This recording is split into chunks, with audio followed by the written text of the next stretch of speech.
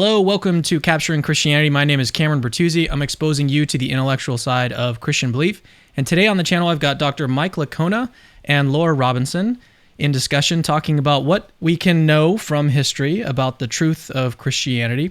And so Mike has been on the show before, and Laura, this is her first time. So Laura, it's a pleasure to have you on. Thank you for coming on. Thank you. Absolutely.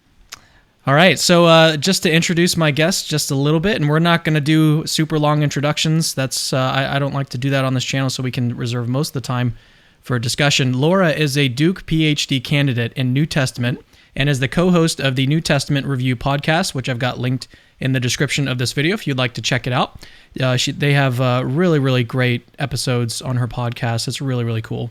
So definitely recommend going and checking that out. And Mike has a PhD in New Testament from the University of Pretoria. He is associate professor in theology at Houston Baptist University, and he's the president of Risen Jesus Incorporated. And the link to his website is in the description of the video as well. Laura, we were just talking before we went live that you have 2 MAs. What's that all about? Yeah, I spent a lot of time at Wheaton, and I liked it so much I did a victory lap. I did my first master's in biblical exegesis when I started there, just because I wanted to study the Bible. I wanted to just be a good biblical scholar, learn your languages, Greek, Hebrew, all that backwards and forwards. And then I ended up staying on basically because some other plans I had fell through. But I kind of felt like I wasn't done. I really needed to sort of be exploring the theological side more and how we actually interpret these texts, because, it's one thing to look at the Bible as a historian, but if you're going to do it from a Christian perspective, which I think matters because I am a Christian, there's a whole other layer of this you need to add on. There's a whole other interpretive tradition that just doesn't have all that much to do with exegesis, so it's worth looking into. Yeah, and then Mike, you've got your PhD from Pretoria, but you only have 1 MA. So what's up with that, Mike? Well, if you do it right the first time, you don't have to do a second.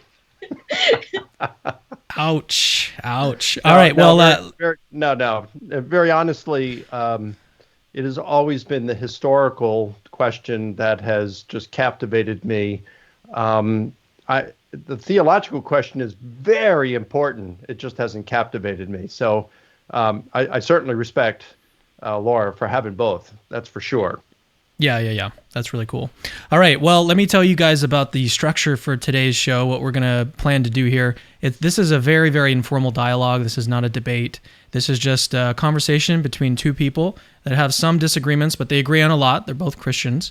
But what we're going to do is Mike is going to give a presentation on an argument that he's going to give for the resurrection, for the truth of Christianity.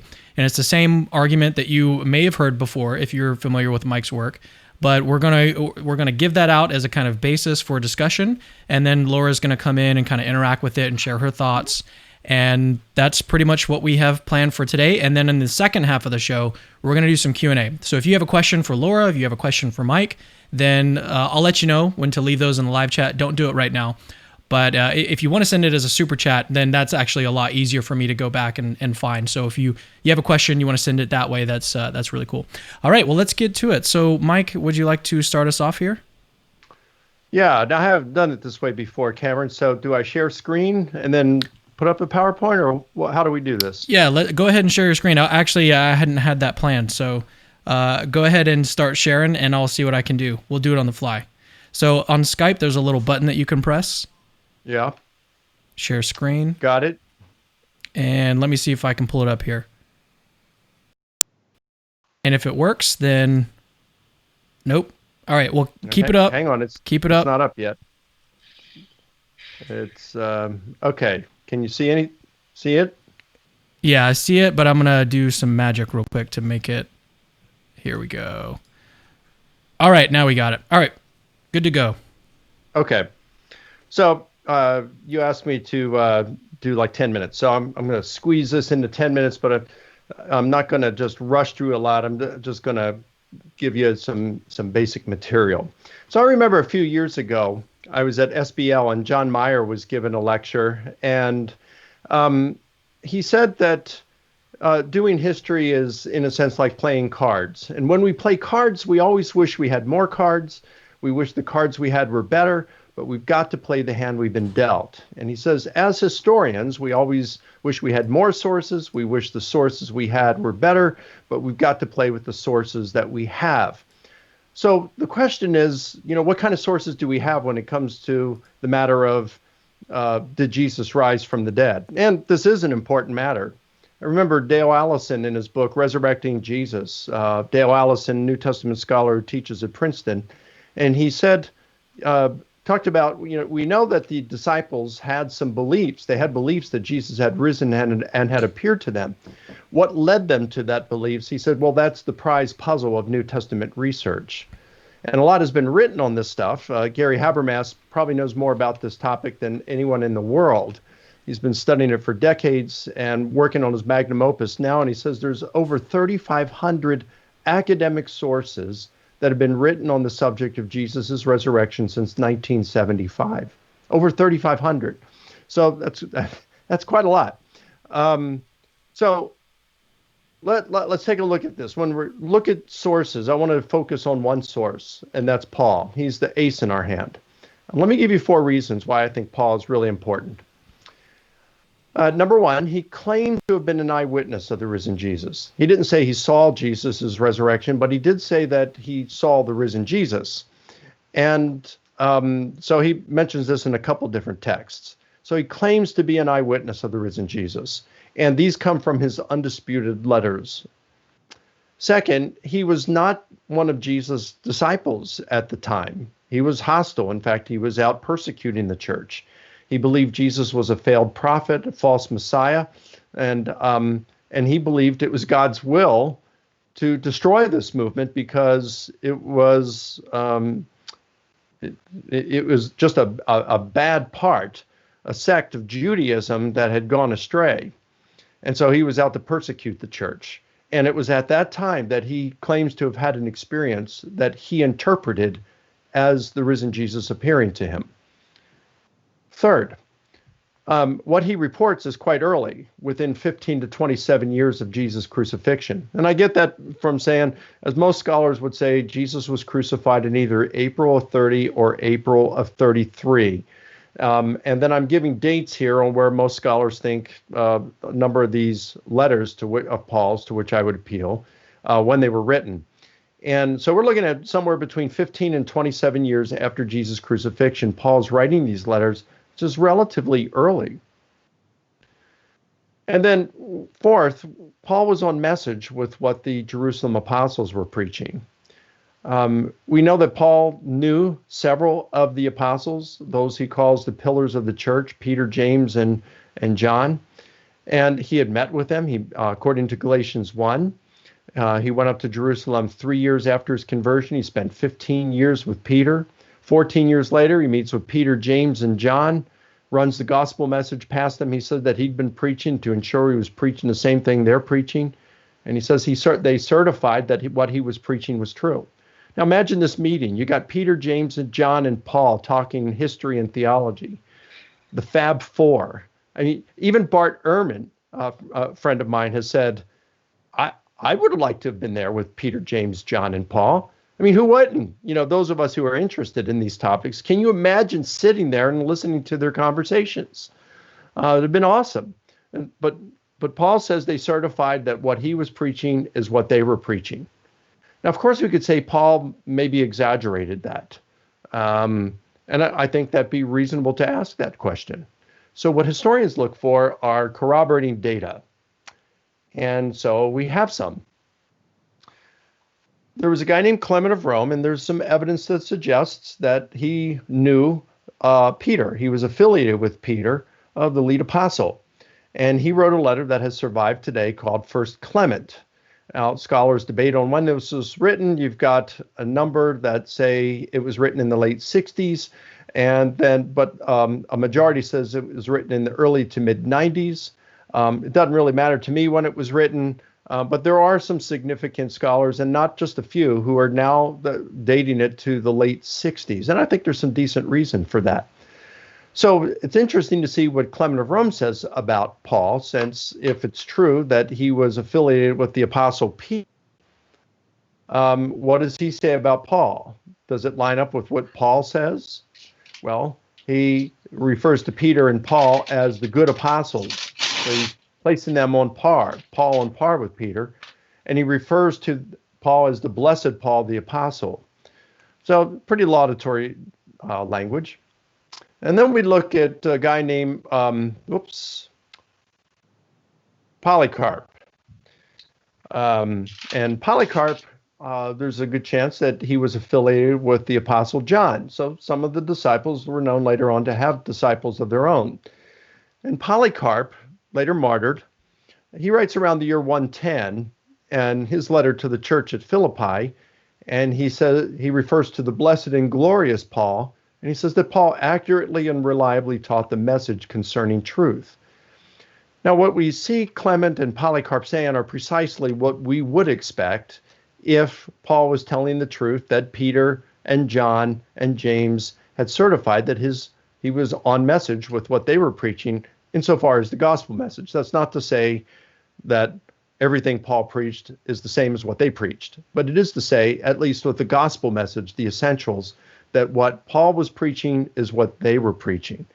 Put it a little differently, when we are hearing Paul on the gospel message, we are likewise hearing the voice of the Jerusalem apostles. So now the question would be, wouldn't it be awesome if they found a lost manuscript somewhere, a lost document, a lost letter of Paul? Maybe, we've got our 1st and 2nd Corinthians are actually 2nd and 4th Corinthians. What if we found one of those lost letters to the church at Corinth? What if we found the lost letter to the church at Laodicea? That'd be pretty cool. And what if he said in there, hey, I want to, here's the gospel message. I want to lay this out for you. And he gives a brief outline. I mean, that would just be historical gold, because then even if the gospels, even if we were to chuck them and not believe them at all, we could still have confidence, at least, that when we hear Paul on the gospel, whatever he's saying about the gospel message, that this is likewise what the Jerusalem apostles were proclaiming. Well, we don't need such a document like that, although it'd be really cool to have it. But we don't need it because we already have what we're looking for. And it's in 1 Corinthians 15, verse 1, when Paul says, now I want to remind you, brothers, of the gospel message I preached to you. And now he's going to lay out an outline of that message. He says in verses 3 through 5, I delivered to you what I also received, that Christ died for our sins according to the scriptures, and that he was buried, and that he was raised on the 3rd day according to the scriptures, and that he appeared. Now, most scholars today who study the subject agree that Paul has given us some oral tradition here, perhaps a creed that has been formalized into this format. And the reason they do this is, first of all, you got these terms delivered and received, which were used for the imparting of oral tradition. You've got parallelism going on here, which you can see. You got long, short in this tradition. So you've got that, and then you've got a number of appearances that come right after that. He appeared to Peter, to the 12, to more than 500, to James, to all the apostles, and then Paul says, last of all, he appeared to him. So in this oral tradition, you've got Paul mentioned the death, burial, resurrection, and appearances to at least 3 individuals and to at least to 3 groups. So just to give you a little bit of idea how this is dated, you've got 1 Corinthians, which is dated between 53 to 57.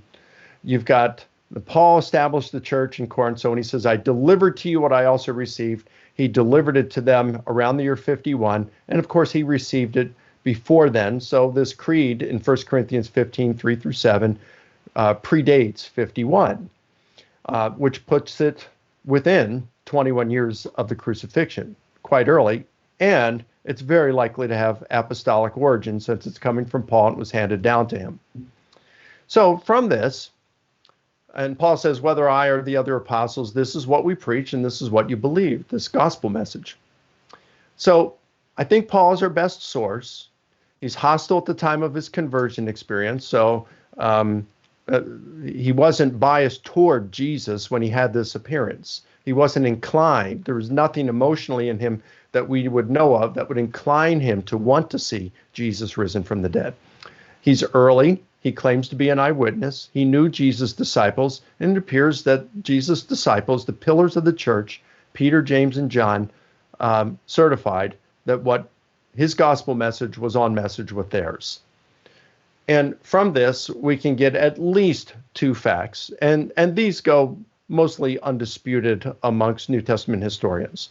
One is that Jesus' disciples taught that he was raised from the dead, so we can know it wasn't a legend that developed over time. Legend doesn't take a lot of time to develop. Urban legend can develop immediately. But since we can trace this back to the apostles themselves, you can accuse them of hallucinating, lying, delusional, whatever, or not even really meaning resurrection in a literal sense. But it's not a story that developed over time. We're not going to say that Jesus, as some scholars have claimed, that the original claim was that Jesus was assumed into heaven, or that he was taken to heaven and vindicated there, and that's what they meant by resurrection. No, the original apostles were claiming that Jesus was resurrected. And then, second, we can see that the disciples taught that the risen Jesus had appeared to them in individuals and in groups. And so this really puts a strain, a severe challenge to the hallucination or vision hypothesis, since, number one, these appearances, the multiple studies by medical professionals, mental health professionals, have revealed that only approximately 7% of those bereaving the loss of a loved one will experience a visual hallucination. We're looking at 100% of the disciples here.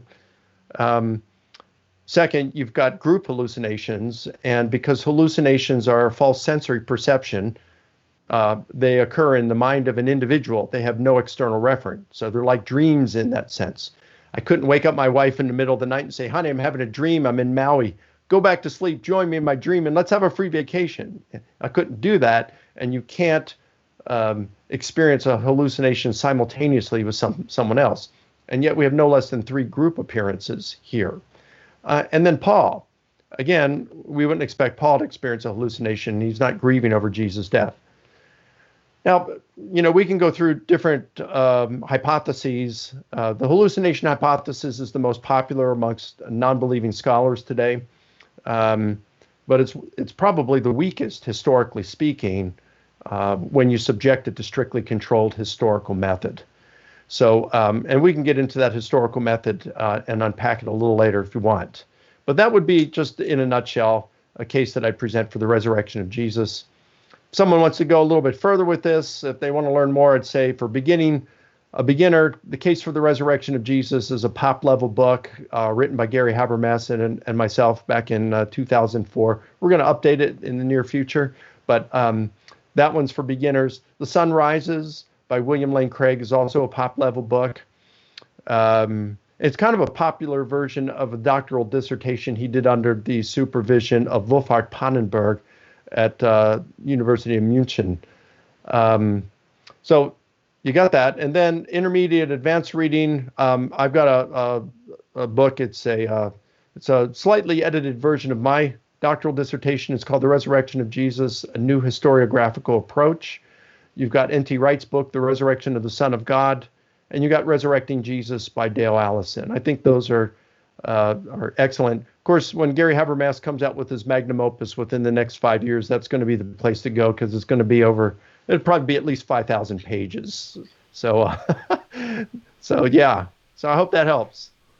Yeah, in fact, I just had him on the channel recently, and he's almost finished with the first draft, and then he's got to go through editing, and he was like, look, it might sound like that's good, like I'm about to be finished, but he said editing a 5,400 page book is going to take at least a year. So don't expect it to be out too soon. Well, Laura, would you like to come in and share any of your thoughts on what Mike has presented here?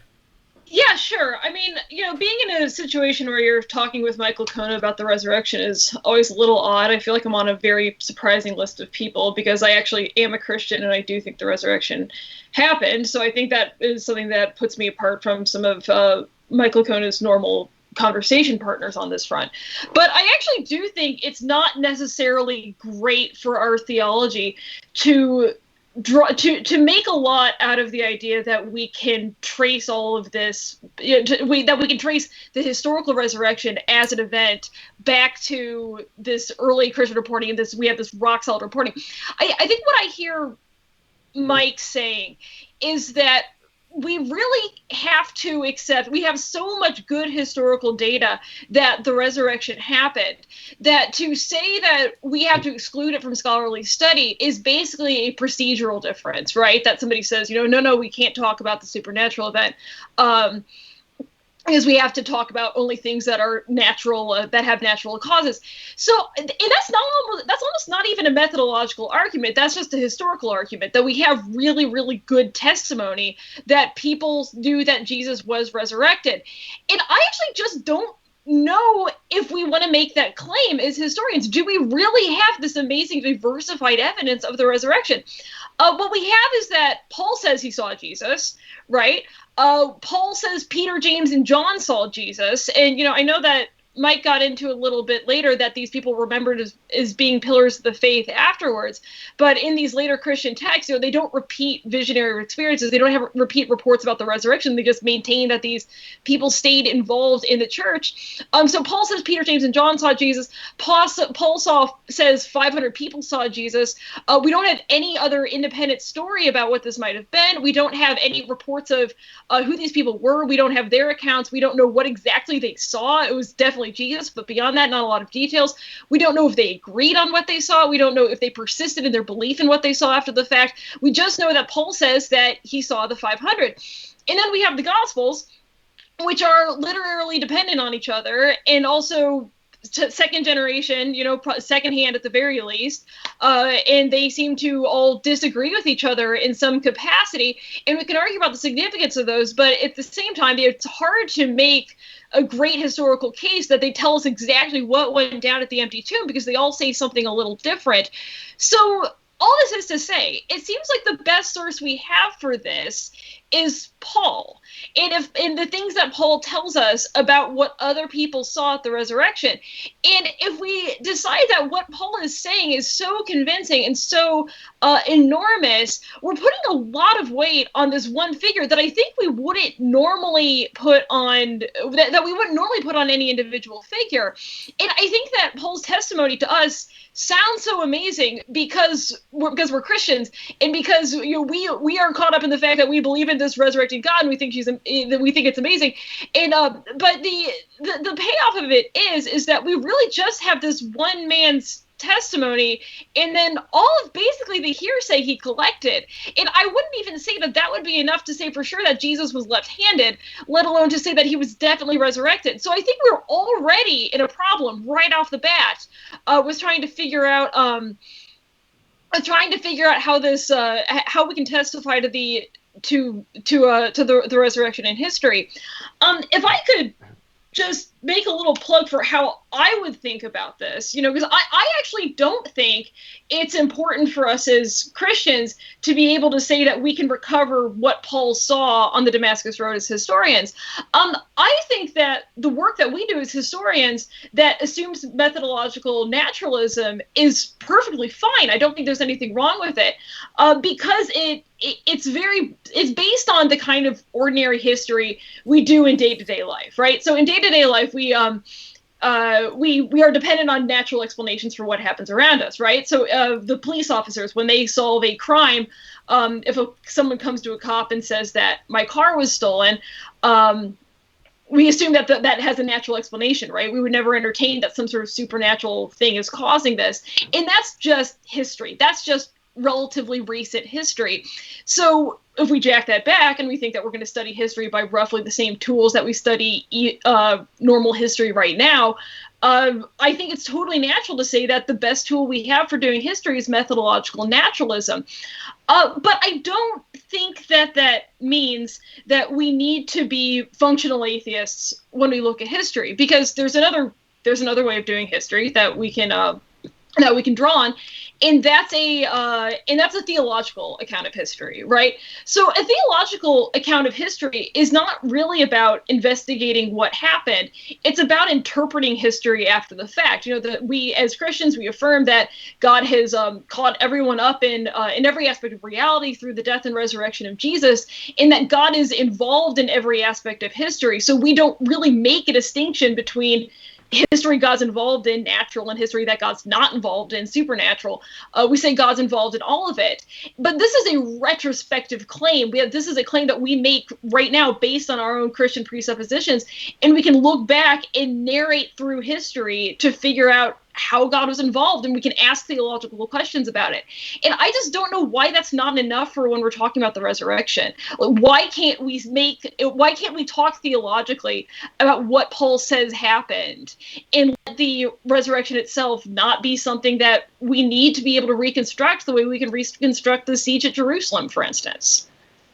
So that's that. I realized that I got fired off very quickly because I had a lot I wanted to say, and I started screaming, which is a thing I do when I'm very excited. But so, yeah. No, yeah. So, Mike, how would you like to respond to that? It sounded to me, Laura, like you were saying that when it comes to these types of apologetic arguments, maybe it's trying to give like too much confidence in a field that we don't have that much confidence about. Right, or that it encourages us to put our faith in a form of knowledge that I think is routinely changing. All historical claims are necessarily tentative. We're always working with the best data we have.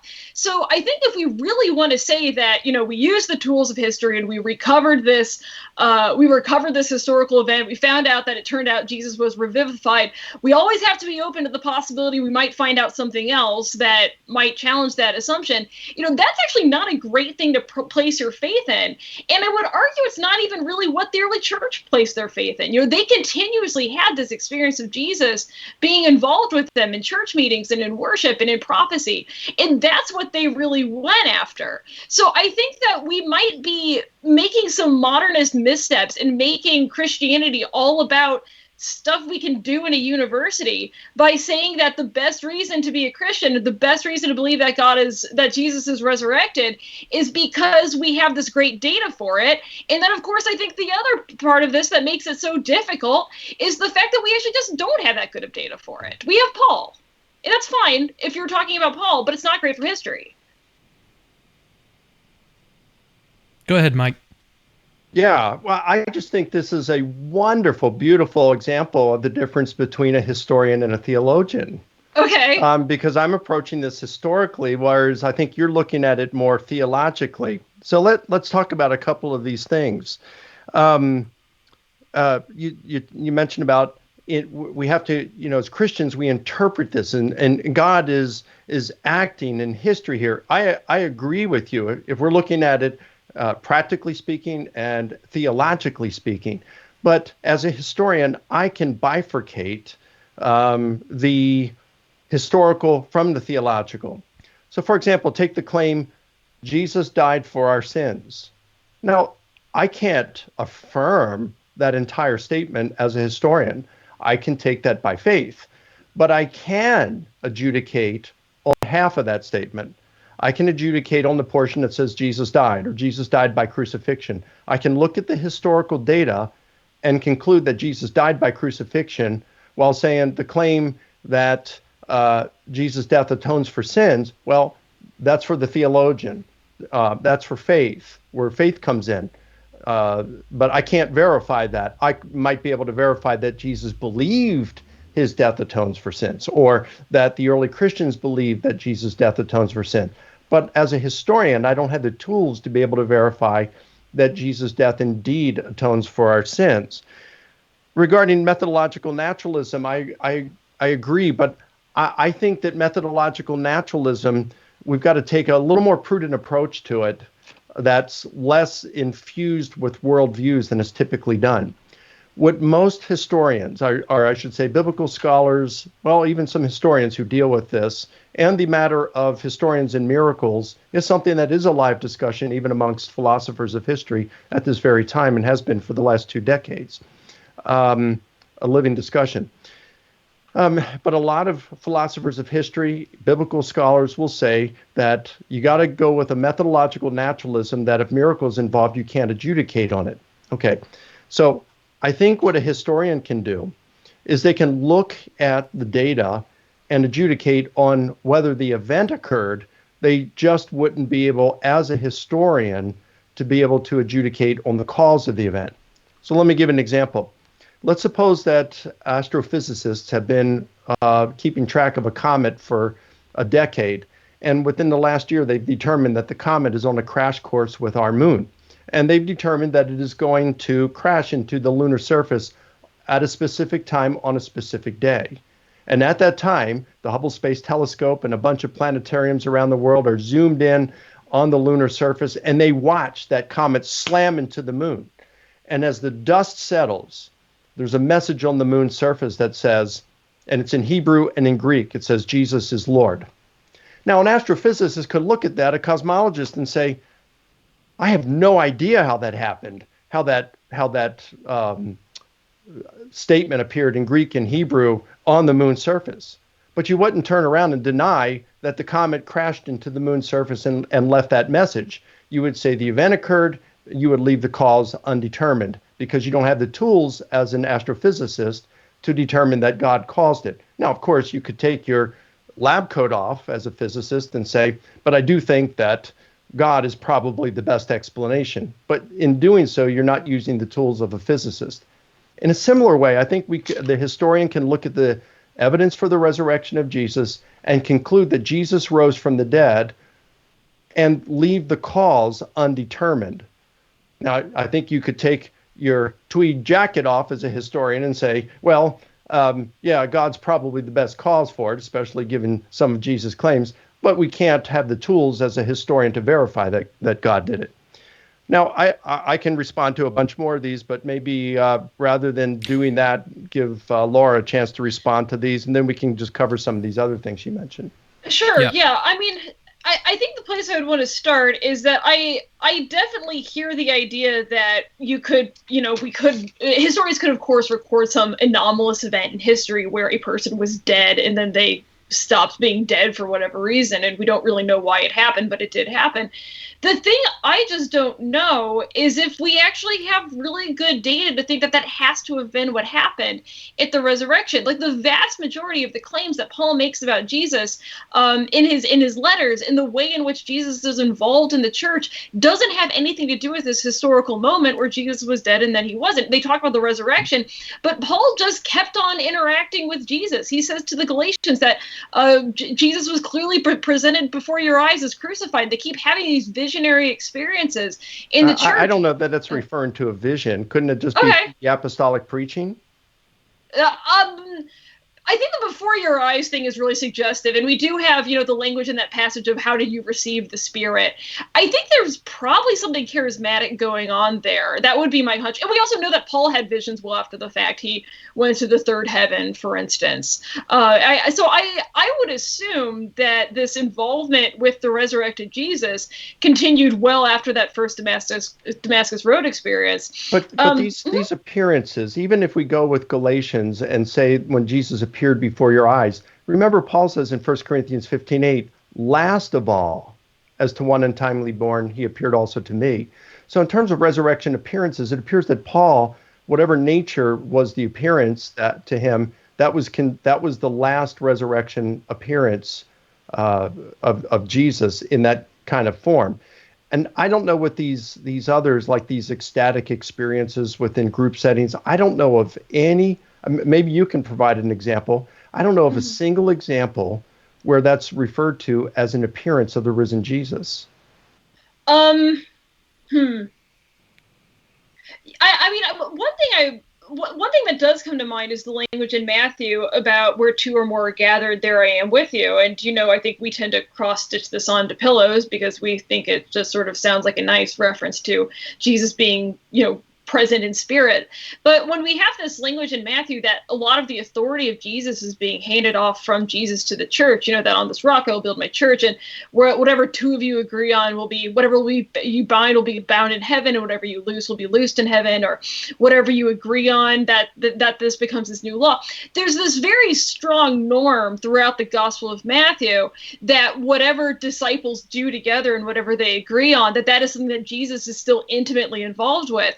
And you also see this showing up again in John, that in John you've got the language of, the Holy Spirit will help you to remember everything I said. And, I think we can all see by the extent to which the tone changes a bit in the teachings in John versus the teachings of the synoptics, that probably some of that was not strictly speaking remembering, but also interpreting and hearing new prophetic words from Jesus. I think this is something that probably went on very well after the fact in the resurrection. And I also don't think that's something we need to be ashamed of or embarrassed of as Christians. I agree, yeah. but I don't know of anywhere where those are referred to as resurrection appearances. They're manifestations of the Holy Spirit for sure. The Holy Spirit will remind you. The Holy Spirit I'm sending the Comforter to you. Yeah. But I don't see these as being recognized or claimed to be appearances of the risen Jesus. Yeah. I don't know there's probably some distinction to be made here between what's an apostle and who sees Jesus, because you do see, it looks like those are things that Paul is using in different categories, even though the thing that gives him this apostolic authority is being one who saw Jesus. Yeah. I don't know. I'm also not totally convinced that Last of All is doing that kind of canon closing work there. I'm not sure if I get that, if Paul is speaking from his perspective. I'm not sure I buy that interpretation, but I'd have to look a little bit more into it. I don't know. It just, to me, it seems incongruous with the extent to which the Spirit is involved in the founding and the establishing and growing of these churches, that it seems odd to me that there would be some sort of sense that something had already decisively stopped with what was happening with God's revelation to the church, especially when we think about the fact that, Paul is writing from perspective where he thinks that the parousia is going to happen any minute now, right? So it seems weird to me that until he gets to 2 Corinthians. Yeah, I'd agree with that. Yeah, and then there does seem to be a bit of fudging, but for the most part, it seems like Paul has a very strong sense of the immediacy of the parousia, and that to me seems very incongruous with the idea that Paul would already have this category of kinds of appearances in his head that had come to a close. That just doesn't. I think that those are distinctions that are happening in salvation history that just seem a little premature from somebody writing so early on and who doesn't think that history is going to be around that much longer. So, I don't know. Yeah. Let me ask you this: how do you imagine Paul thought of Jesus's resurrection? Was it a bodily event? Yeah, that's a great question. It's definitely physical in some sense, but the amount of distinction he makes about what the body is like after the resurrection, it's a lot more complicated than a revivification. It's not what happened to, it's not what's narrated in Lazarus' story. Agreed. Yeah. Do you think that Paul imagined that the nature of Jesus' resurrection was such that wherever Jesus was buried, that body was gone when he was resurrected? Yeah, I think this is a really tough thing to say about, just because Paul doesn't give us a lot to work with. Obviously it doesn't take very long before his interpreters say that definitely had to be the case. I don't know. The obvious analogy is what Paul says about our bodies at the resurrection. But in there, I think the data can be a little ambivalent, because on one hand we have, in a moment we will all be changed, but we also have this image of how the body dies, and then this body dies like a seed, and then this very unlike thing comes from it. So I think you could probably take the data both ways.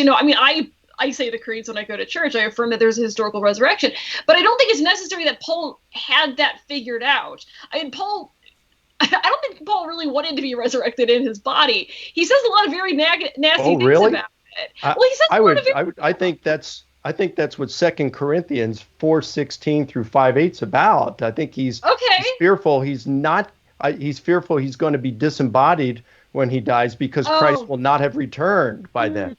That's really. Let me throw something past you, because I do think that Paul imagined Jesus' resurrection in a physical, bodily sense, that the corpse would have been gone from where it was buried, and that it would be transformed into a resurrection body. Let me tell you why. And even even my friend Bart Ehrman would say that too. He thinks Paul's crystal clear on this.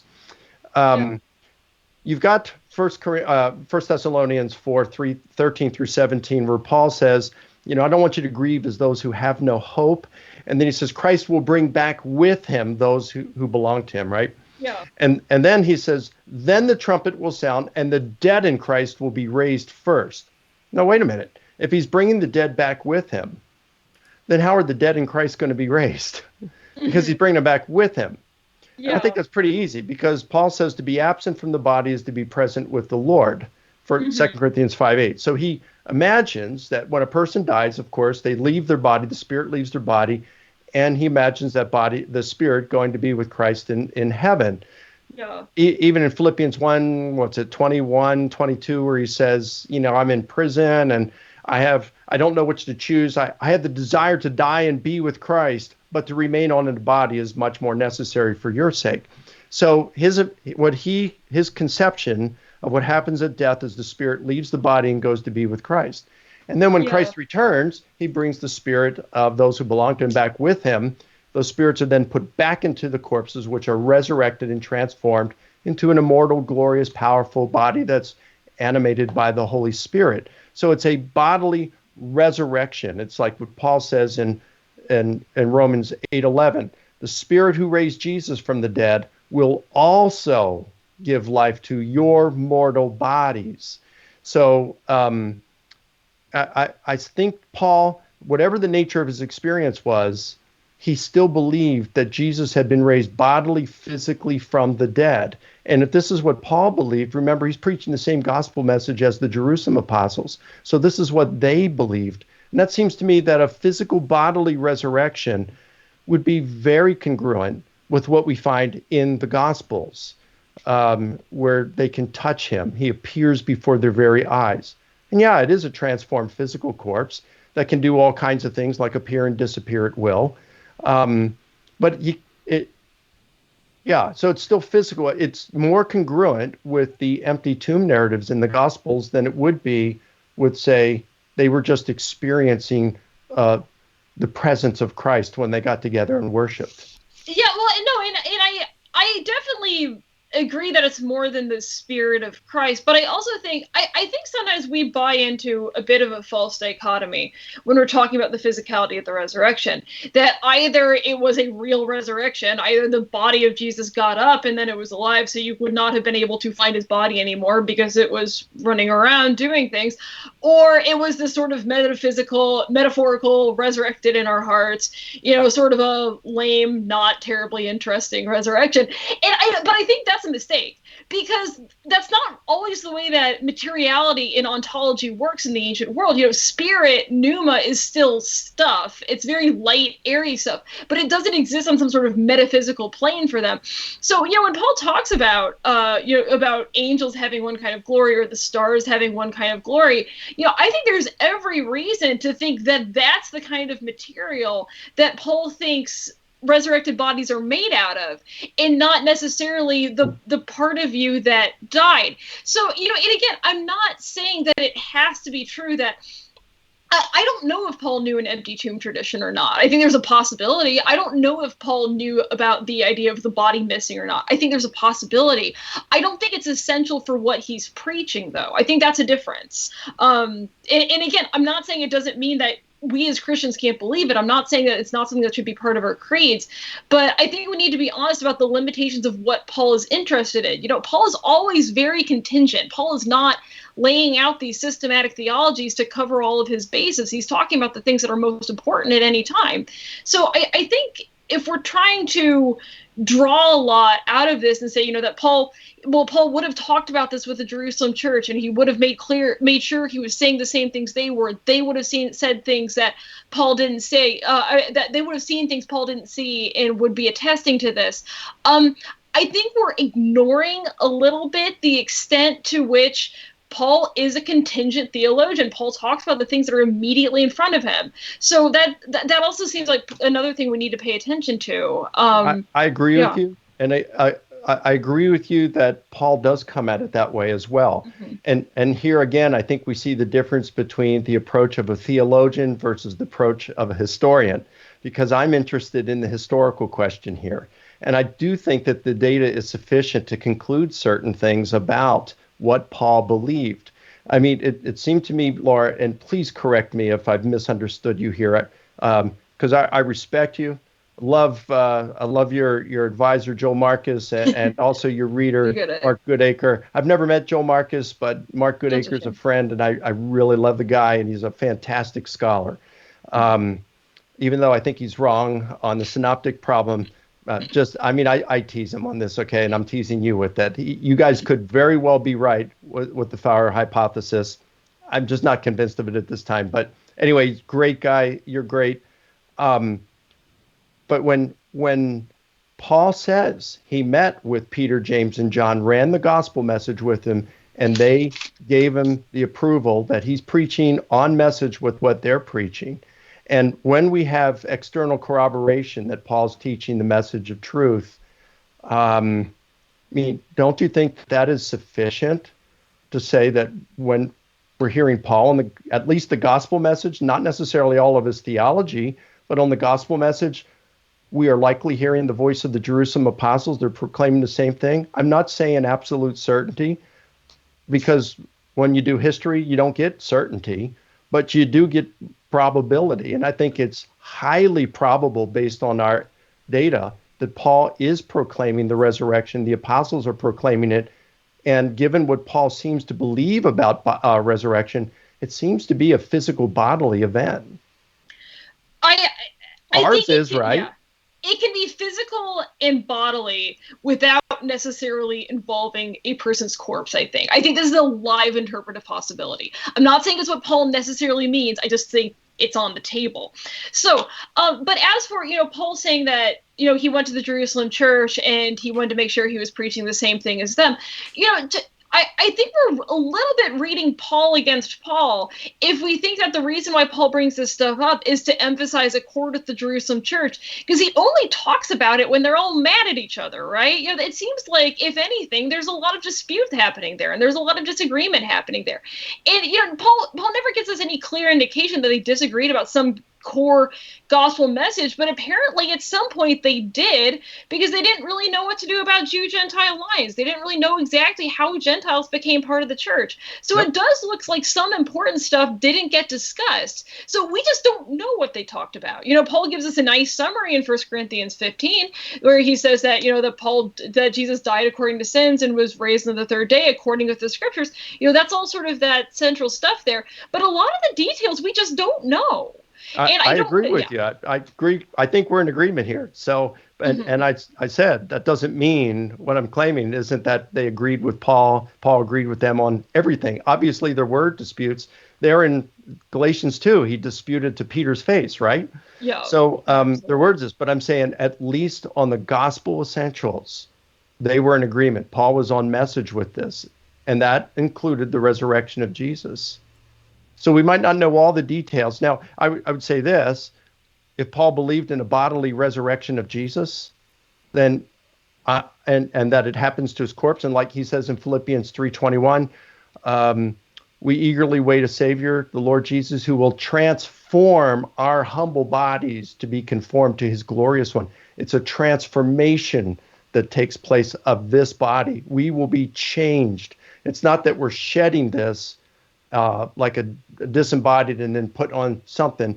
Paul uses the language in 1 Corinthians 15 about clothing over ourselves, to put something over, and that death and mortality is swallowed up with immortality. So it is a transformation of our corpse. The dead will be raised and we will be changed. It seems that's bodily, that would leave behind an empty grave. And let me throw, you said about the Gospels, literarily dependent on one another. I'm sure there's some literary dependence. I mean, that's obviously with the synoptic problem, of course.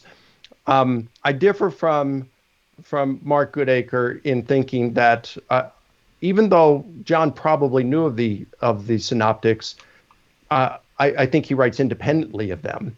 And in fact, you've got Craig Keener, a friend of mine, who has written a pretty robust commentary on the Gospel of John, where he focuses mainly, he's more interested in historical stuff than theological stuff, but he does some bean counting as well as scholars, and he will say that the majority of critical scholars today, although they reject the traditional authorship of John, the son of Zebedee, being the author of John's Gospel, the majority of critical scholars do think that whoever wrote John's Gospel, they used one of Jesus' disciples, an eyewitness, maybe a minor disciple of Jesus, as their primary source. So John's Gospel would still be rooted in eyewitness testimony.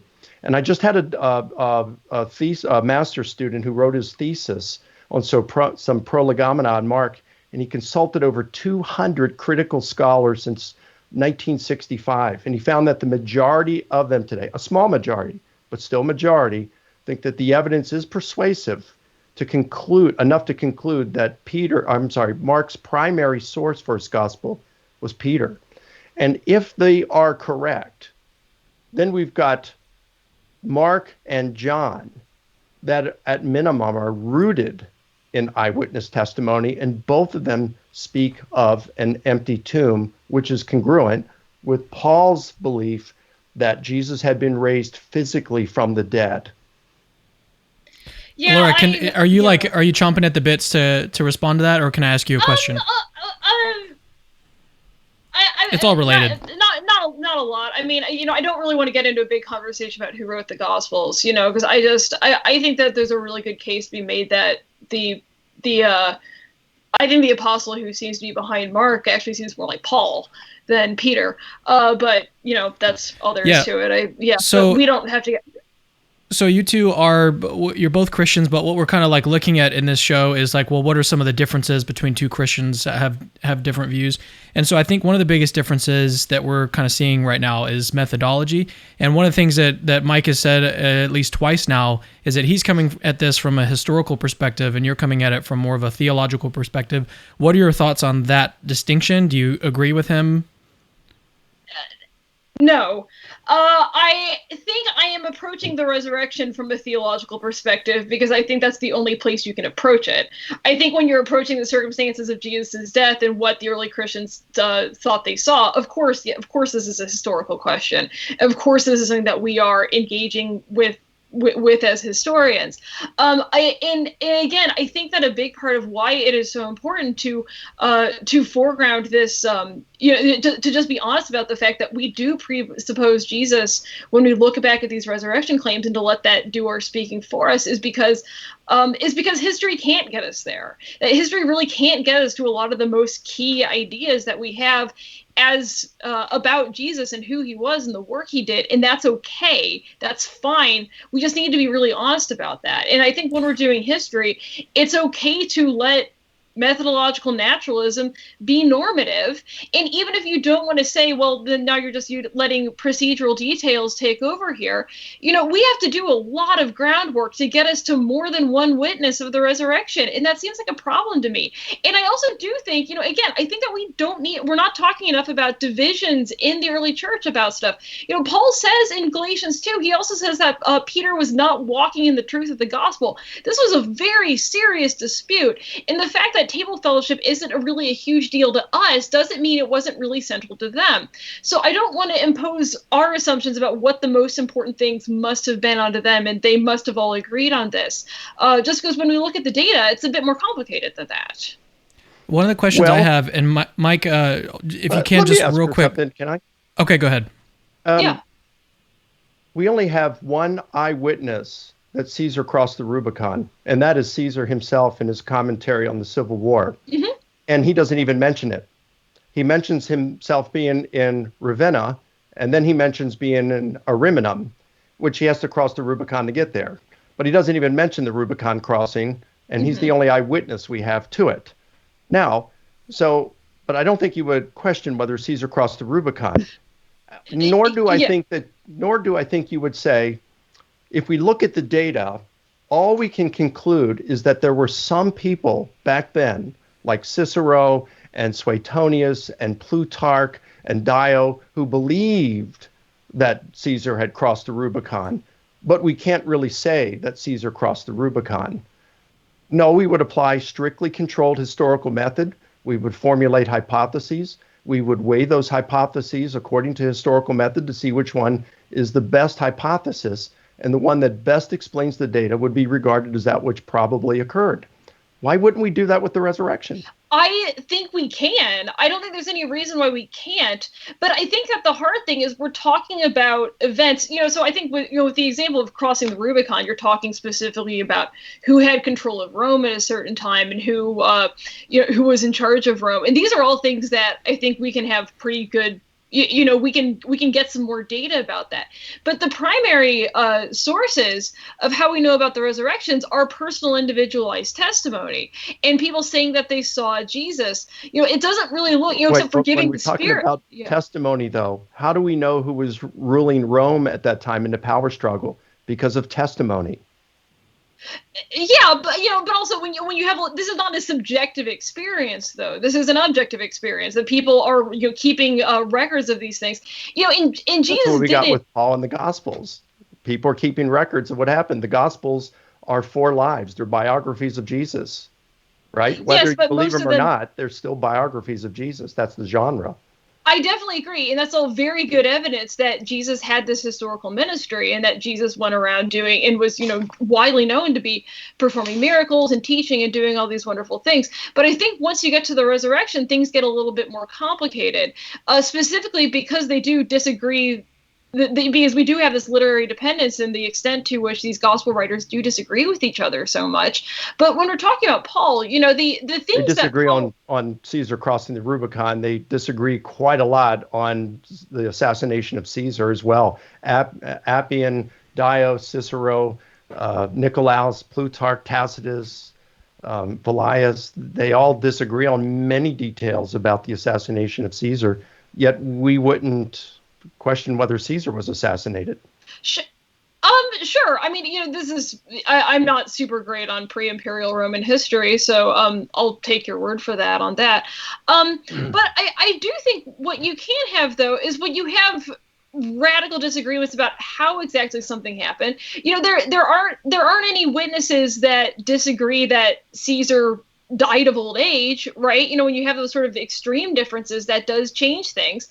So and we don't have any differences that says the tomb was not empty or that did Jesus appear from the dead. Yeah, but did Jesus appear at the tomb or not? Like, that's a pretty important difference. I think if people saw Jesus or not at the tomb, according to Mark, nobody did. According to Mark, the women ran off and they didn't tell anybody. So that's a pretty extreme difference, So, and again, I think that the best reason we have for being Christians is because we're participating in this faith, that we're participating in this tradition, that people interact with Jesus now. I think that's a really big part of this. I think that's a big part of why people were Christians. And when you look at it, Paul, it took Paul 3 years to go check out what the other disciples were getting up to see if they had seen Jesus too. He didn't really worry about it. So I think that does that mean they weren't claiming it? I mean, if he's out persecuting them and if he's based in Jerusalem and he knows the Jerusalem church, I mean, the leaders are based there in Jerusalem. He knows already what they're preaching because he's against it. So it's not like he hasn't a clue on what they're preaching. He knows what they're preaching. He doesn't like it. Well, I don't know if we do necessarily know what exactly they're preaching and what is making him so mad. I don't know if we know that the thing that made I don't know if we know that the thing that made Paul oppose the early Christians was specifically the question of the resurrection. It actually seems like the thing that gets Paul in trouble later on in life is all about circumcision. So it looks like we do have these very specific cases of things related to law observance or, the thing that puts Jesus on a cross, on a Roman cross, is claiming messianic status. But it doesn't seem like it happens to any of the other disciples. None of the other disciples end up getting crucified. So I think by the time Except Peter, perhaps. Well, so yeah, I mean, we have some legendary accounts on that down the road, and maybe. Well, but you do have John 21, first century source. Yeah.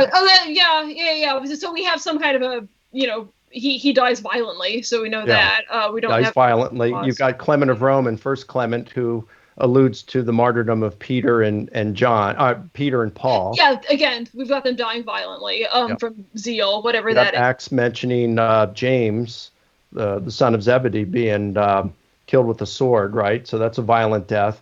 So we already have there. You got what? John Acts, Clement, you got 3 first-century sources mentioning the martyrdoms of 4 believers. Oh, and that's the disciples. Remember, Josephus mentions the stoning of James, the brother of Jesus. So that's 4 first-century sources that talk about 5 Christian leaders that are being martyred. Sure, but I think there's also a very fair question about what exactly is the cause of conflict. I don't think anybody just, it takes a while before the phenomenon of killing people for identifying with the name Christian to start happening. Normally there's some very specific, point of conflict between persecuted people and their persecutors. And it looks like when you're talking about Paul, I'm not necessarily sure if the thing that causes all of his persecution is specifically related to his Christology. It looks like it has a lot to do with the fact that he's getting punished in synagogues. He's also getting punished by Roman officials. Romans, it takes them much longer than Paul's own lifetime to organize any sort of organized resistance against the label of Christian. So it looks like there's actually a lot more happening here with disturbing the peace, with arguing about Torah, with maybe defaming the temple. Defaming the temple comes up in all of the gospel narratives. So I think it might be a bit more complicated than saying that, well, they're proclaiming the resurrection, and that's exactly what's getting them persecuted. I'm just not sure. Okay, but I haven't said that. Okay. Why are they out proclaiming? Okay, so Josephus talks about how there were many messianic figures during his lifetime. And as the Romans killed those figures, well, then their followers just dispersed and they found another one, right, to follow. Why is it that once they kill Jesus, you've got the disciples that they continue? In fact, they get emboldened now and they go out and they continue to proclaim the message of Jesus, which included his death, his resurrection, and all these other things about what happens with the law and where salvation is found and the temple cult and all that kind of stuff. But the basic news about Jesus, about who he was, he's Messiah, about who he was and why he came and his resurrection was the basic gospel message. And how we can, how we relate to God now through him rather than the temple cult.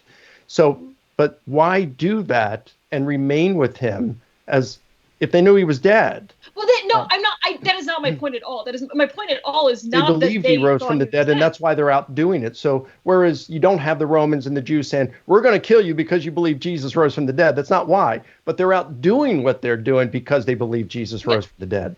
No one is arguing that they aren't convinced that Jesus rose from the dead. No one is arguing that that's not a central claim of the early Christian church. Of course it is. I'm just saying that that is different from saying that that is something that their persecutors would have necessarily known about them. So did Paul know that this was the central claim of Christians? I don't know that he did. I don't know that I don't know that that's what would have stirred him up against this. It looks like he was sort of doing this a little bit under the table. That's more my concern.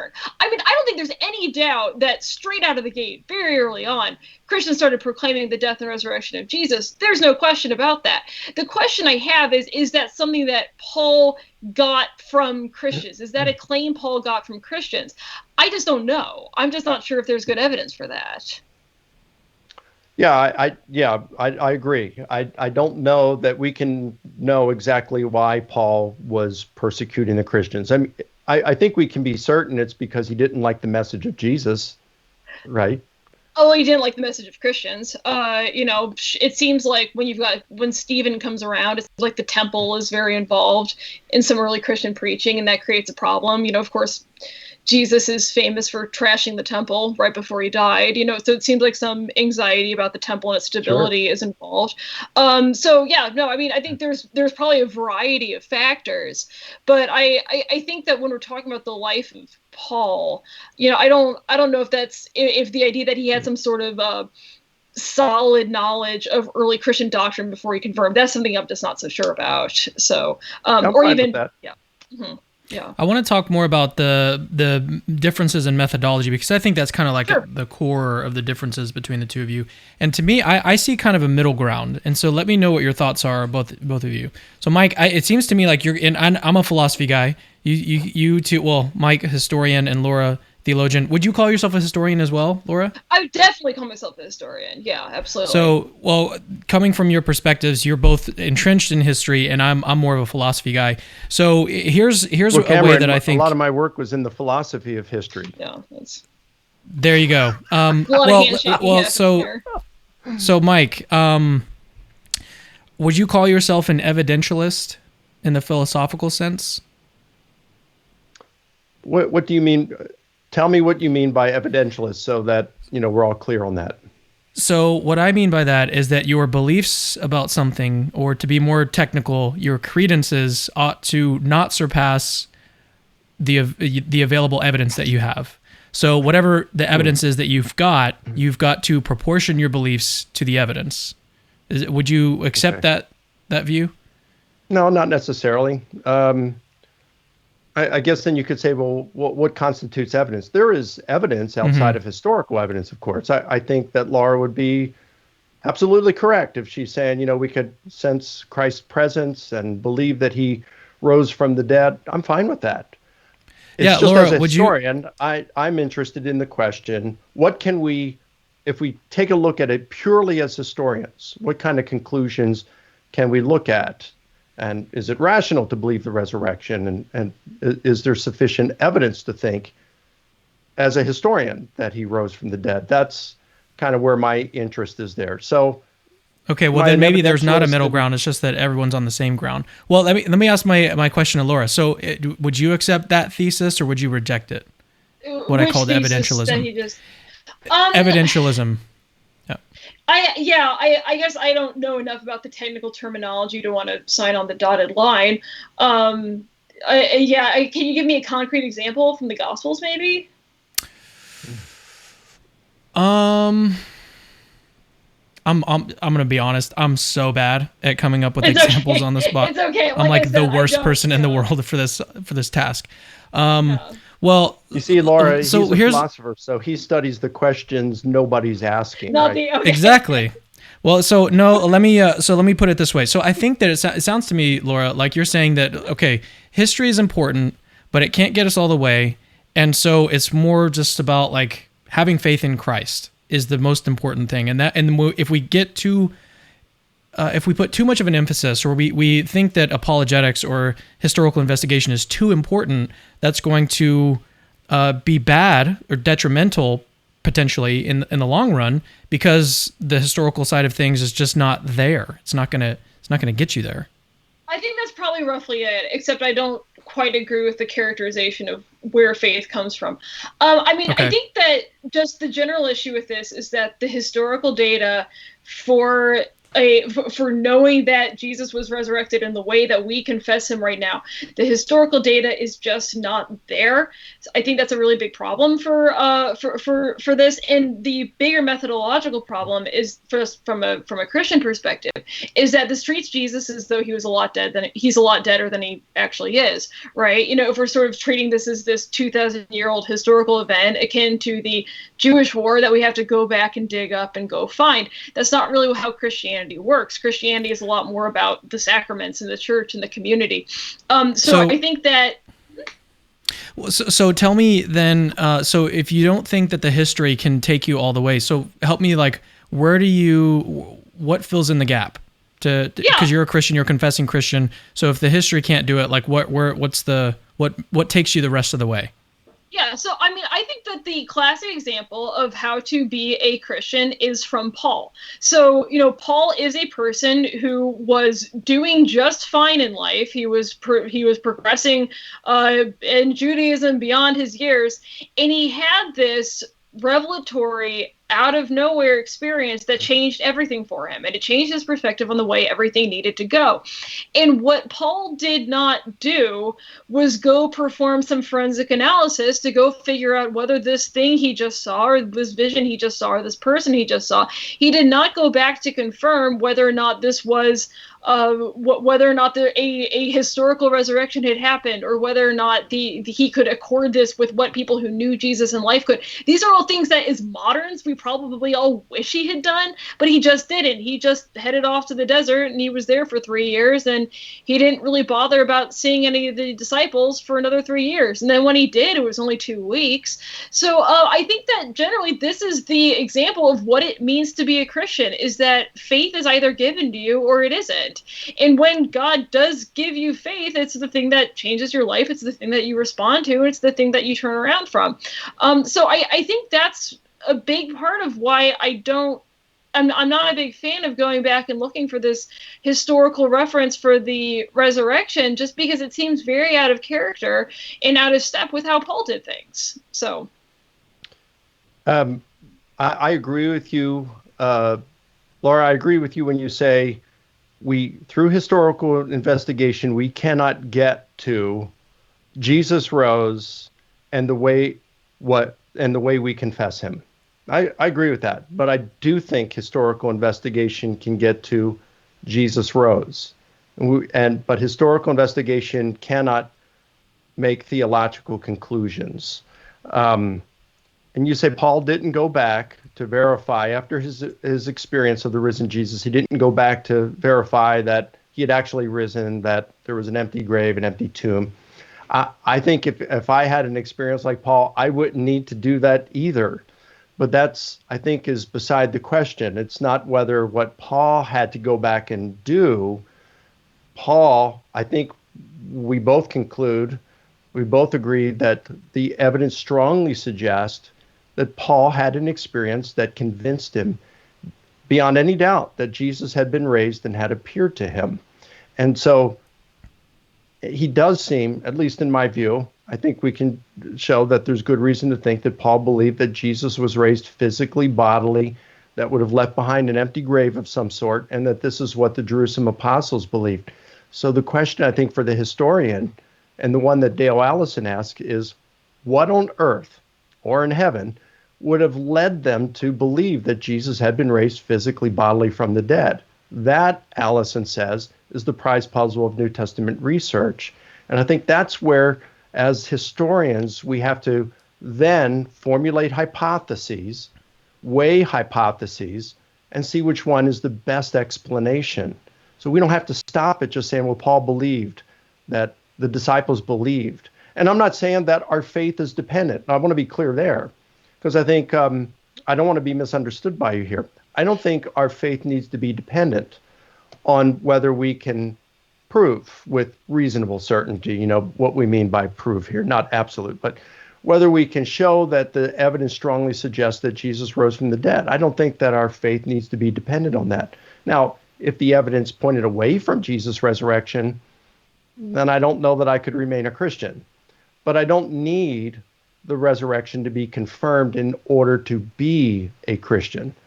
But as a historian, I'm interested to see whether it can be confirmed, and that's why I think that it does. One other Laura, quick thing. let's go ahead. And that is, you're married, I'm married, Cameron's married.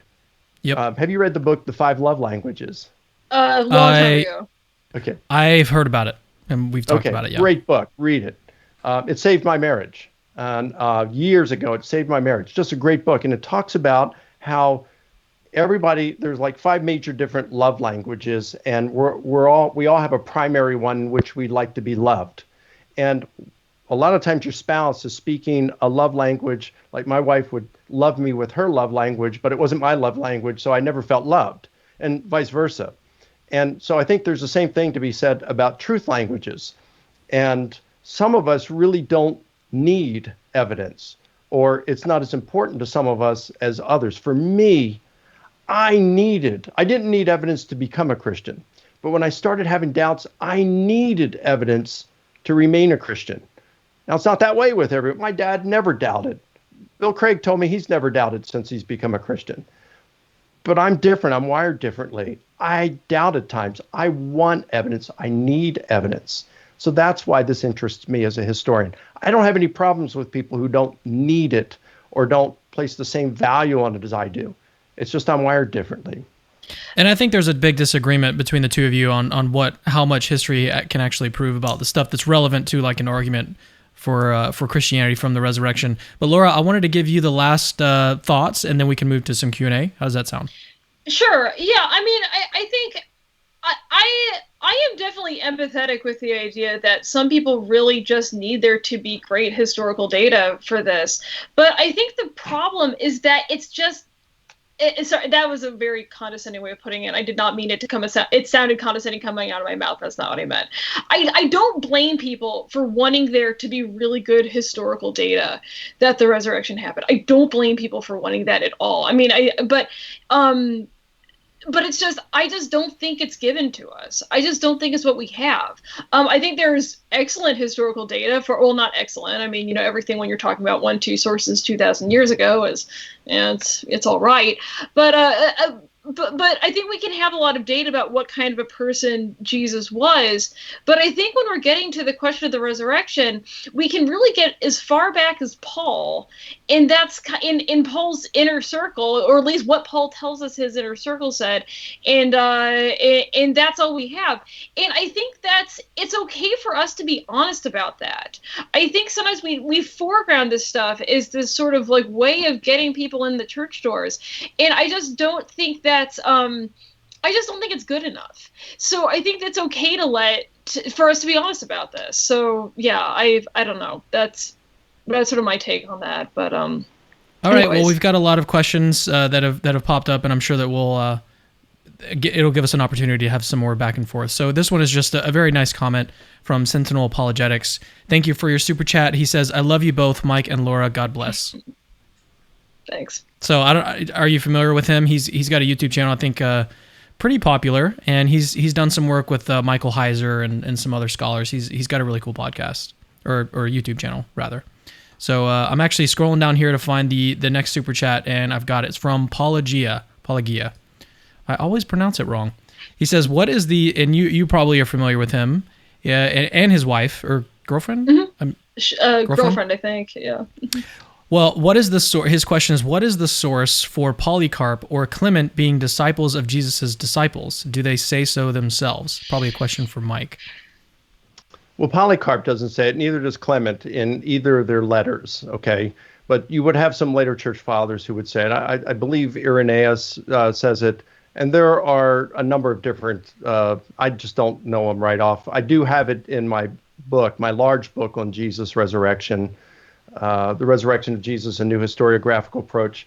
I think it's chapter 3 where I assess various sources, and I go over some of the apostolic fathers and assess Clement and Polycarp and the sources we have that talk about them.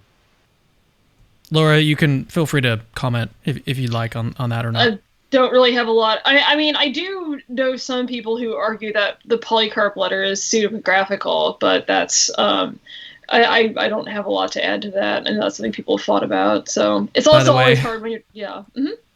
I was just gonna say we were talking about this before we went live. It's this setup, this scene here has the halo behind you, perfect. It's like the little cross it looks like a what are those called? I was actually at a Catholic church recently. Icons. It looks like an icon. All right. Anyways, let's move on. So from Sigfredo, I'm so bad with names. Here it is. Here's this question. Thank you for your super chat.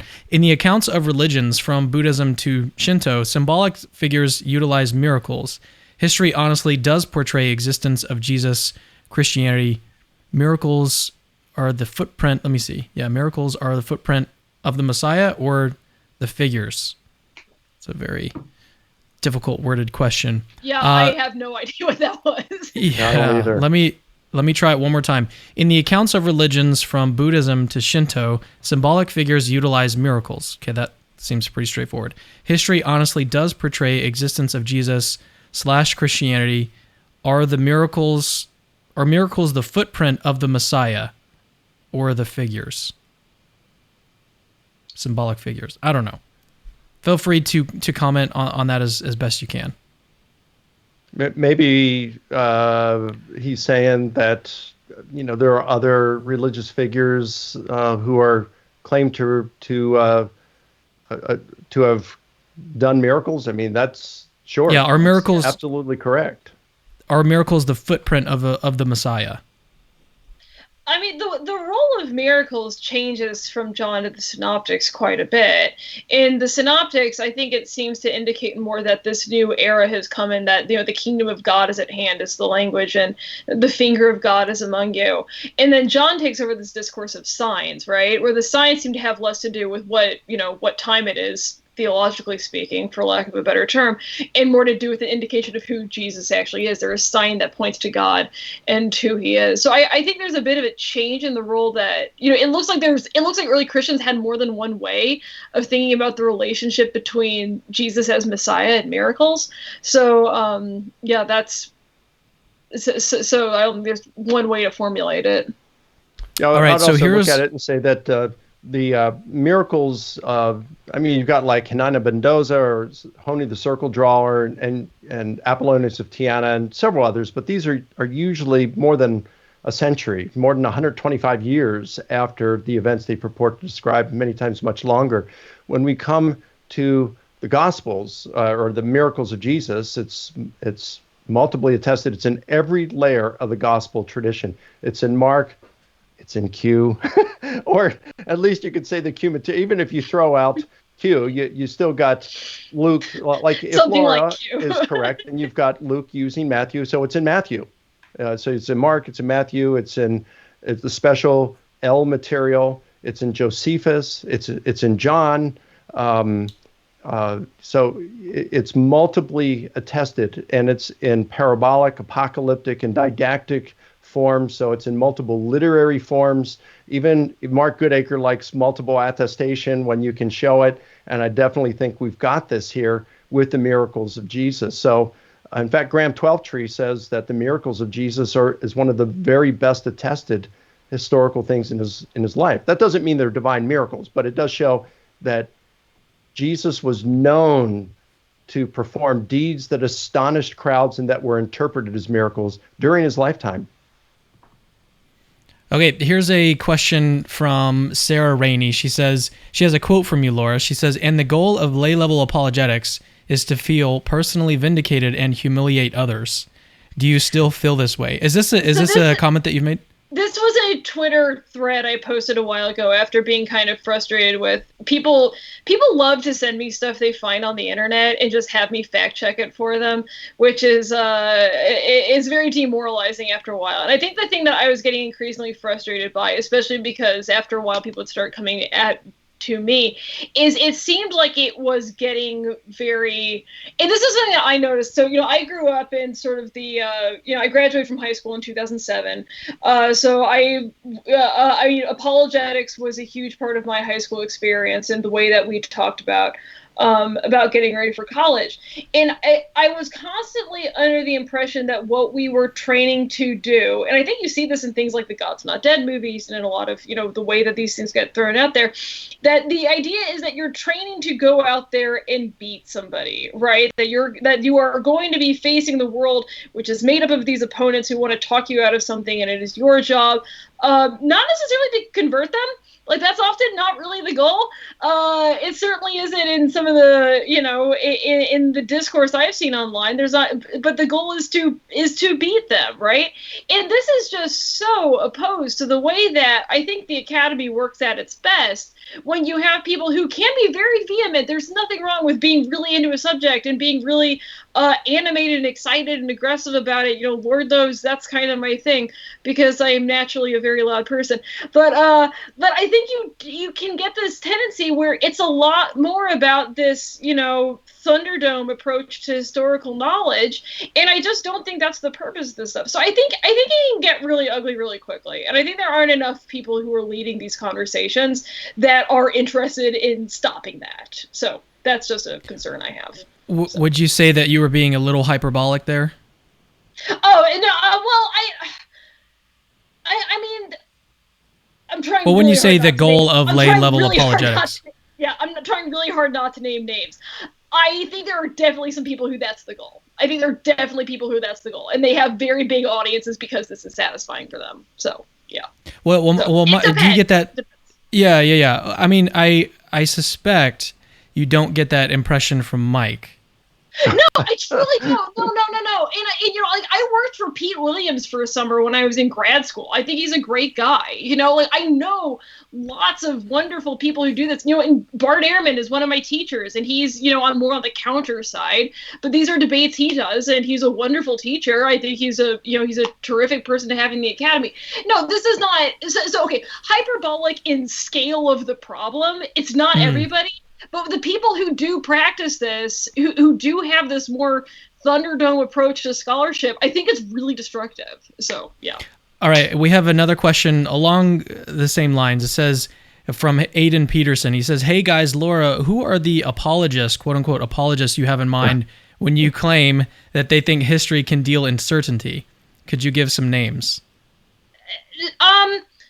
I can't remember what this is referring to. A lot of this is also just reflecting on my days as as somebody who was really interested in apologetics when I was in high school and college, where I think that a lot of what was happening is that the goal was to give us something to put our faith in, that could be really rock solid, and also that nobody would ever be able to challenge and nobody would ever be able to take away. And I think that's just not something that can actually happen when you have when you're talking about tentative conclusions, which is at best what history can give us. So, I'm not, again, I'm really trying to not turn this into a call-out session, but I think there are a lot of curriculums and shows that do sort of promise this. And again, I'm not always schooled in who the stars are right now. A lot of this is based on my experience 5-10 years ago, where, and then I think. I kind of got infamous for reviewing Case for Christ, my podcast, but I think that's a great example. I think a lot of times why these things are so popular is they promise to give you something that can't be touched by the dark night of the soul or doubt. And I just don't think that's the case. I just don't think that's what Christianity's about. Do you think the Case for Christ does that, or any of Strobel's books? It's so hard to separate Case for Christ and its reception history, to be honest. So those are definitely different.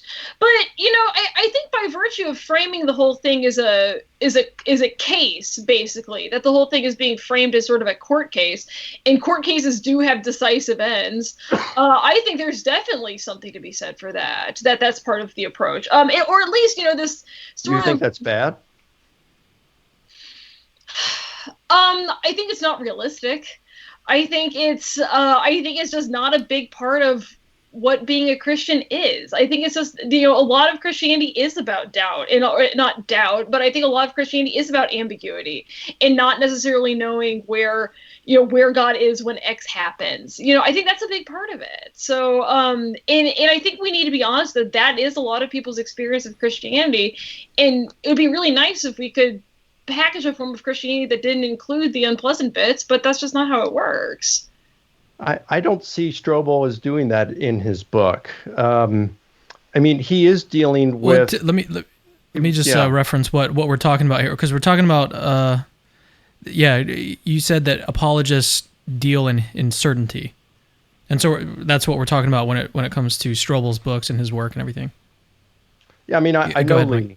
I know Lee personally. He's a real humble guy, actually, which if I'd sold as many copies of my books as he has, I'd have the head that couldn't fit, on the screen. He's an amazingly humble guy. But the background he's coming from he was an atheist legal journalist for the Chicago Tribune. So as a legal journalist trained at Yale, a master's degree in legal journalism at Yale, he is approaching this as through law, and he's not trying to prove it beyond all doubt. He's still got things in mind like reasonable doubt, or that would be in a criminal case. But of course, in a civil case, you're looking preponderance of evidence, and it was the preponderance of evidence that did convince him. And he just made a case for why he thinks the evidence suggests that Christianity is true. And Laura, you've made a case on why you think we shouldn't make a case. for Christianity to be in truth. So, I mean, we're all making cases. It's just, I think we're wired differently. Strobel was wired that way. He needed evidence because he was an atheist. His marriage was blowing up because his wife had become a Christian when she had been an atheist. She became a Christian not based on any evidence, but he wanted to disprove it. He wanted to check it out and see if it were true. And so he did do a journey. It wasn't like exactly in the case for Christ. He admits that that was kind of, narrative, that he turned his own investigation into some narrative and some things like this. But he did look at the evidence for 2 years. He looked at the evidence and he kicking and screaming, he became a Christian. And I know some others like Abdu Murray, who was an attorney a Muslim attorney in Detroit. And he resisted, but he was convinced by the resurrection of Jesus to become a Christian. I'm still a Christian today because of the evidence. So it's just for some of us, that's just the way we're wired, I think. So well, to be fair, there are some, both as historians, we just have different desires. To be fair, there is an entire branch of Christian apologists who promote this kind of like brand of certainty, and those are presuppositionalists. Presuppositionalists do that a lot. So there's a Seitan Bruggencate, I think. Yeah, which we're not on this channel. No. Yeah, so to be fair, there are some people like that, but that's not Lee Strobel. Lee Strobel is not a presuppositionalist, and none of the circles that I run in tout that view. Anyways, let's move on. We've got another question from Paul. He says, "What is preventing the gospel group appearances reports from being legendary?" Well, we can't necessarily verify any of them, but I would say we do seem like from Paul's testimony in 1 Corinthians 15, from that oral tradition that probably goes back to the apostles, that there were 3 group appearances at least that are mentioned to the 12, to more than 500, to all the apostles. And you do have some that are multiply attested, I think. So, I mean, again, I'm going to just part with Laura on and say you've got some independence of John from the synoptics, and you've got group appearances, like you've got the appearance to the one where the first group appearance that's mentioned, Judas was absent. Now, I think that this is the first group appearance that is mentioned by Luke in Luke 24 that occurs in Jerusalem. And I'm also very convinced, as I argue for in my book on gospel differences, that the appearance to the disciples in Galilee in Matthew, I think that's the same appearance that Luke is reporting and that John is reporting that happened in Jerusalem. Why Matthew has it in Galilee, I have no idea. So I do think there's some multiply independently attested group appearances, but I mean, I can't prove all of them. Like the one by the Sea of Galilee in John 21, that's only attested by John. Yeah. Yeah, I don't thoughts, know. Laura? I actually don't know if I want to call it a multiple attestation of the Matthew 28, the appearance at the mountain in Galilee, versus being in the upper room in Luke. Those actually seem like pretty radically different stories to me, and especially because the purpose of the stories is very dissimilar. I mean, you have the commissioning in both, but it seems a lot more about assuring the disciples to not be afraid in Luke. So I guess I'm just not so sure that here's the thing. I think whenever you're talking about stories that have one version of them that is written down, that you have one accounting to it, kind of the least interesting thing we can ask about it is, did it happen or not? Because there's just not a lot to go on. There's just not a lot to weigh. So when you're talking about the Great Commission in Matthew, I actually think that again, this is part of my other issue with kind of the way that we sort of do this very history-centered faith thing is, the least interesting thing we can ask about that is did that happen? I actually think there's a lot more to be said about, what what happened?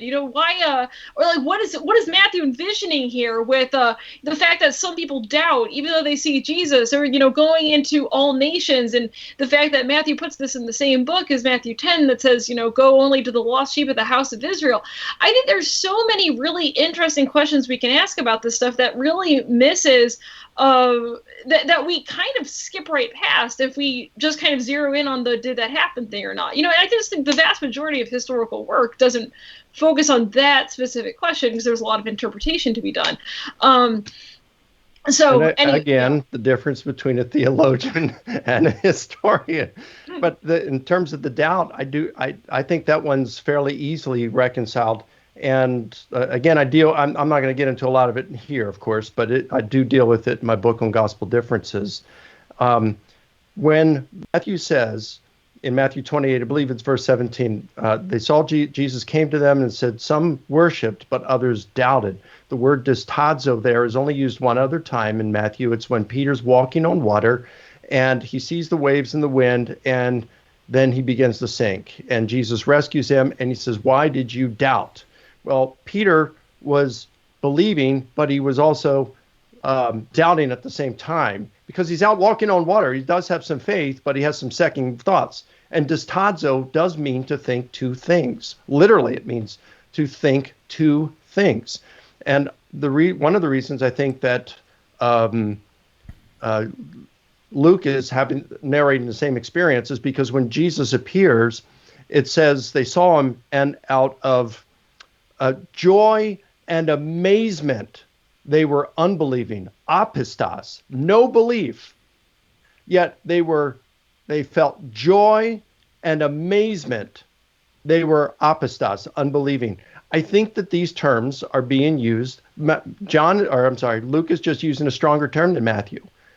It's like, look, both my parents are dead, but if they showed up at the door, I buried them both. I know they're dead. But if they showed up at the door and I'm hugging them and smelling them, and it's like, yeah, this is them.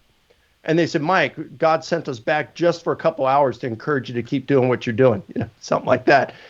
It's like out of joy and amazement. It's unbelievable. I think this is how Luke is using that term. And when he says they worship, but some doubted, they're thinking two different things. It's like, wow, the worst thing that had just happened a few days ago, but how can this be? But it is. So I don't think it's like they've got their arms crossed and lips pursed and thinking, I'm not really sure about this. I think that Matthew's using that term in a different sense. Did you want to come back on that at all, Laura? Not much. I guess what I would have to say is what prevents it from being a legendary account. I don't know what does prevent it, but I think there's a lot, but I don't think that makes it, the fact that we can't really know where these stories came from, I think that's okay. I think that's not something that we need to really be stressed out as Christians, but yeah, as historians, there's just not a lot more to ask about it, I think. So. Yeah. No, I'd like to add one further thought, if I might. I can't prove that it's not legend, but it's not a matter of, there is a scale, a historical scale of certainty, you could say. In the middle is indeterminate, and then you go up, in increasing certainty or decreasing or increasing uncertainty to a point where you say, well, this didn't happen. The evidence is there to show that, to say this didn't happen. So, whereas I might not be able to prove that there's no legendary elements in it, I do look and I'd say, well, okay, when I look at the, let's just take John's gospel, I do think that the evidence suggests that John is rooted in eyewitness testimony. Now, personally, I go with the traditional authorship of John. I'm in the minority. I'm in a small minority there. Okay, but the majority of critical scholars still think that John is rooted in the eyewitness testimony of a minor disciple. And if that's the case, wow, you probably got the testimony of a minor disciple who's talking about this appearance that he personally saw. So I can't prove that it's not legendary, and I'm not saying that it's been verified historically. But I wouldn't just go and say, well, this is legend. All right, let's move on to another question from Joshua LeClaire. He says, Laura, what would be required to share Mike's view? What is missing historically for you? Just that we can historically prove the resurrection. I think for one thing, I think that methodological naturalism is a bit underrated for historical research. I think that this is, I think it takes a lot of heat because of the way in which it gets lumped in with ontological naturalism, which I don't think it has to be at all. I think it's a very useful tool for doing things. But again, if we're just talking about if saying that we found a good historical record for this completely anomalous event where a person was definitely dead and then they definitely weren't, more than one witness, honestly, more than one textual witness has survived. I think that would be really useful. More than one firsthand account. Ideally, lots of them. It almost never happens that we get a bunch of witnesses for something in history, but when we're talking about that long ago. But no, I'd be willing to talk about a pterodactyl flying over London 500 years ago if 500 people all independently wrote about it. It seems insane, but anomalous. But I'd be willing to hear about it and talk about it. So maybe if we had more of those 500 people who saw Jesus, I think that would be worth talking about. So, yeah. You do think that Paul believed it, right? Oh, no, there's no doubt. Yeah, so you go with Paul, but I hear you saying one source. Now, that might be one written source we have, but would you agree that this is also what the Jerusalem apostles are teaching? Well, what they say about hearsay in court, But yeah. I thought you didn't like court, like the case for Christ. You don't like court yeah. stuff. Yeah, no, I'm playing. But no, I think when we're talking about the, I definitely think, the Jerusalem apostles were teaching the resurrection. It looks like this is a belief that becomes very normative very quickly. But again, the doctrine of the resurrection, the concept of the resurrection, I think that is a little bit, that's at least a little bit distinct from saying that, Jesus was definitely dead and then he definitely wasn't. But they're at least saying, you admit that they were saying, they believe, I don't want to put words in your mouth. Do you believe that they believed Jesus rose and had appeared to them? Yeah, it sounds like they definitely believe that Jesus had appeared to them. It sounds like they definitely believe that.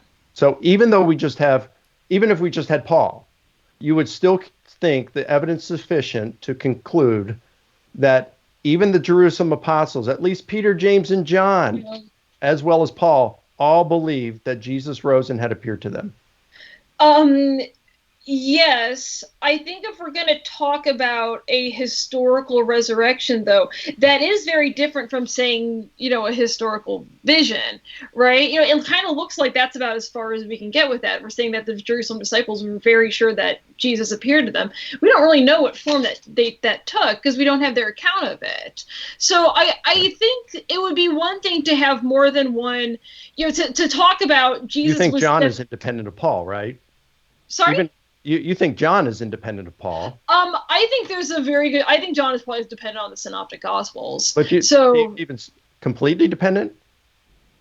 On the Synoptic Gospels, I think John is using Synoptic Gospels. I think that's okay. Probably well, at least one of the tradition. I don't agree with that, but at least one of the traditions in the Synoptic Gospels would be independent of Paul, right? Or do you think it's all coming from Paul? Well, Paul is definitely the big voice of early Christianity, isn't he? If we think that Mark is working from Paul's scholarship, I think basically the entire New Testament is responding to Paul's theology in some way. I don't think that's quite the same thing as saying that everyone is just dependent on Paul for all this. Because I don't want this to get overstated. My point is not that. My point is not that Paul personally is the only guy with a resurrection account, and then all reports come from that. I don't think that's the case. But it's different to say that a lot of these early people in these Christians in early churches were having these experiences of Jesus appearing to them. That's very different from saying that Jesus was definitely alive again. I think that's a really different claim. And it's just, it might sound like splitting hairs, but I actually think when we're talking about something as significant as a person was dead and then he wasn't, this is the kind of thing you really need. So, I agree with you. It is a different thing. No question about that. Where we disagree is I think we can go further and ask the question, what led them to that belief? What was the nature of those experiences? What led the early disciples to have that belief that Jesus had risen and had appeared to them? And then we can take the known data and then weigh competing hypotheses to see which one best explains. That's where I would go further than you on this. Sure, but we almost never know what causes visionary experiences in history, and that's just not really something that historians can recover. Like we don't know what caused the Salem witch trials, for instance. There has been a modernist push to blame it on, wheat algae, but that's not quite it. There has been a push to blame, we don't know what caused Hildegard's visions. People have said that it was caused by migraines, but that's not something we necessarily know. I think there's a lot of different, things that could be behind these things, but oftentimes we just don't know what caused visions. True, but we would just question the cause. We wouldn't question the fact that the person had visions or that the Salem witch trials actually occurred. Right, of course. But also, right. But I think the analogy here is no one is questioning that the early church happened. No one is questioning that the early church had this, mission and calling and purpose. No one is denying that that's what happened. The question is, can this only be explained by Jesus having actually definitely come back from the dead? I think there's lots of other things that could explain it. I think Jesus came back from the dead, but I don't think that's something that we necessarily arrive at from history. Well, I agree with you that there are various explanations that can be offered for it, but that's where the task of the historian is to weigh those hypotheses critically using criteria such as explanatory scope, explanatory power, plausibility, less ad hoc, to see which hypothesis best explains the data. And when we do, we find that there is a huge disparity in the ability of the hypotheses to account for those data.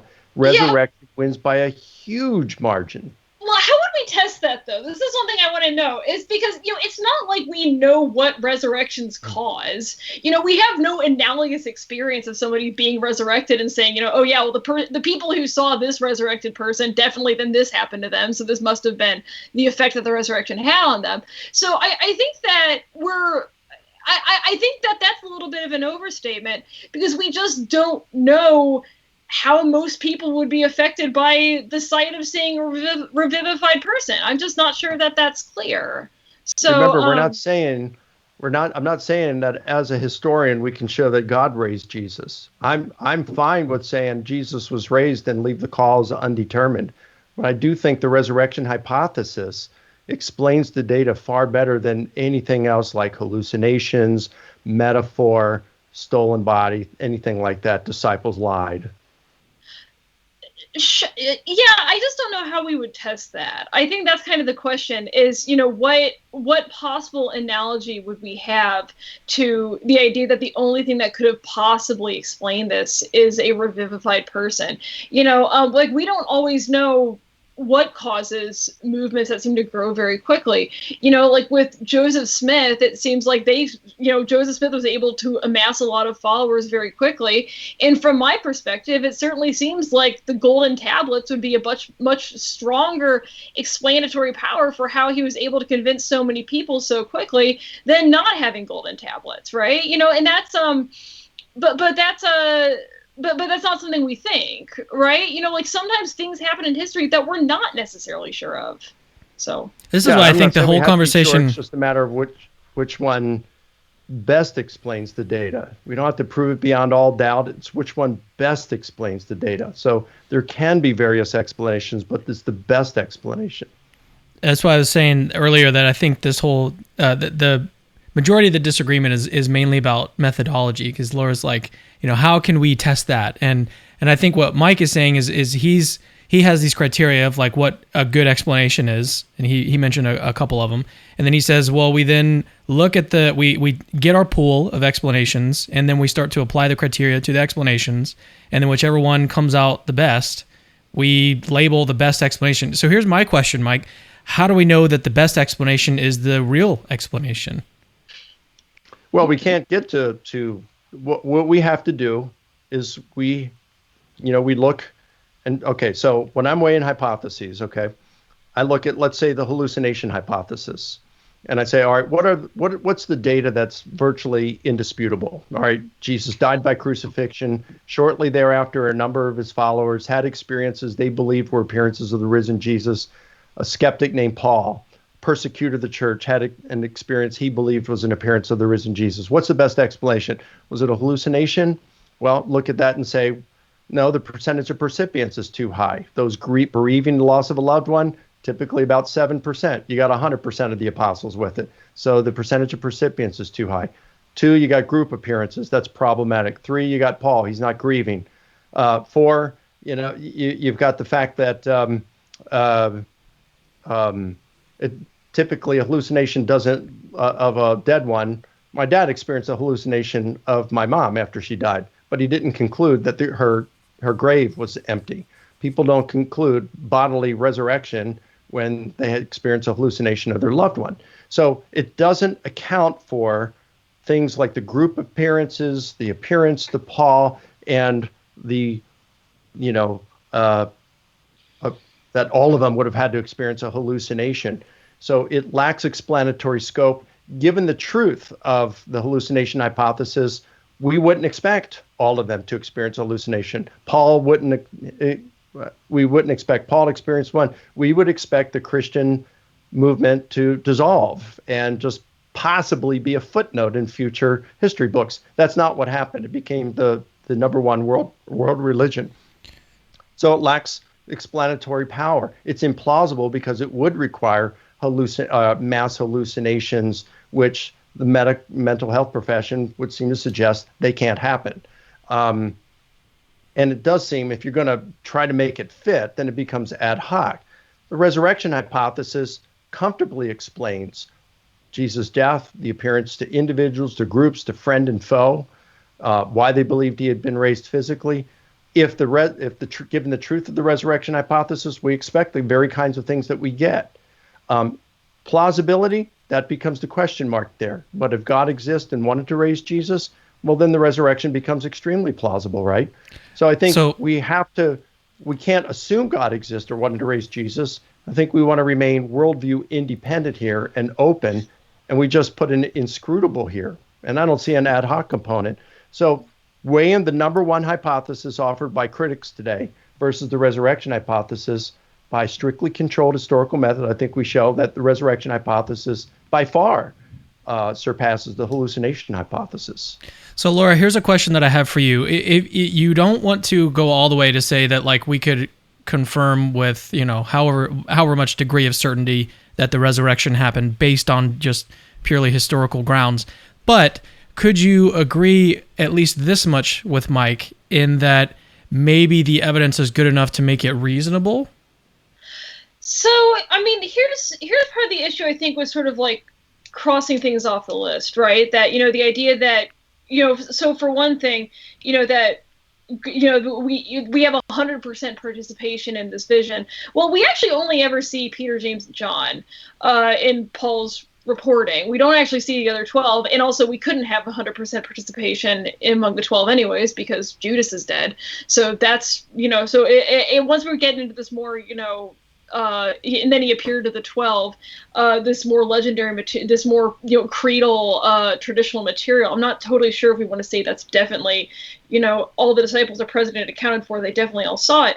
But I also think that part of the issue here too is that all this is being told retrospectively. All this is being told in narration past. So my husband and I love ghost shows. We're always watching these like ghost hunter shows. And one thing that I've noticed a lot in people in my life who have seen things that they think are aliens, things they think are ghosts, is that the way that they narrate these things after the fact, they interpret strange and confusing, bizarre experiences through their own present experience and through what's available to them. So the fact that Paul is narrating this stuff, he's having other forces in his life shaping how he narrates this besides just this vision. I actually don't know if we know for a fact that this thing that he saw or the person he saw was exactly the same thing as what Peter, James, and John saw. We just have this narration well after the fact that they all kind of came to agree with each other. And I also, I think when you get to this final bit here that, the most important thing is that, once we assume that there is a resurrecting God involved, and once we believe that there is a God who loves us and who loves Jesus involved, then of course this becomes a lot more plausible. Amen. Hallelujah. That's great. It's just not history, right? Like, this has been more of this, this is a theological presupposition we're making. But I think that for the most part, we're privileging a Christian cosmology there because it's our assumption, but this isn't really something we do for other faiths when we're talking as theologians. I mean, not as theologians, as sociologists or historians.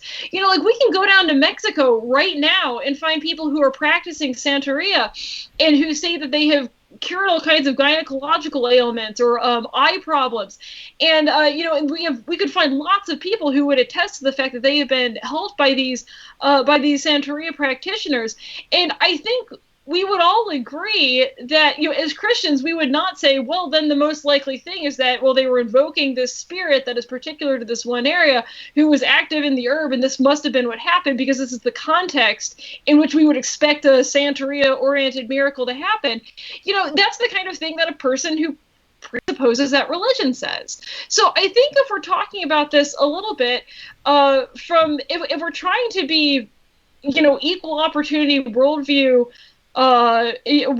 entertainers here, it's really hard to get to something like a resurrection if we don't have an agent who would do it. So that I think that's a bit of a concern. So yeah. Do you mind if we leave it there and then we move on to more questions? Sorry. Yeah. No worries. All right. So I know that, Mike, you've got clear. I didn't say that we should assume God exists and wanted to raise Jesus. I'd said that would need to be done. We'd have to show it if we wanted to show plausibility. I think the plausibility is actually inscrutable. Yeah. All right. So we have some more questions. Do you guys have any more time to stick around, or do we need to cut it short? Or not short, but do we need to? You guys, I can take a few you guys more have minutes. a couple. Yeah. Okay. I can take a few. I don't want to speak for Mike. Yeah. I can take 5 more minutes. Okay, that sounds good. 5 more minutes. Okay. We'll get through as many as we can. So, a lightning round. All right. Camille Gregor says, "Is the master's thesis surveying scholarship on Peter being a source behind Mark publicly available?"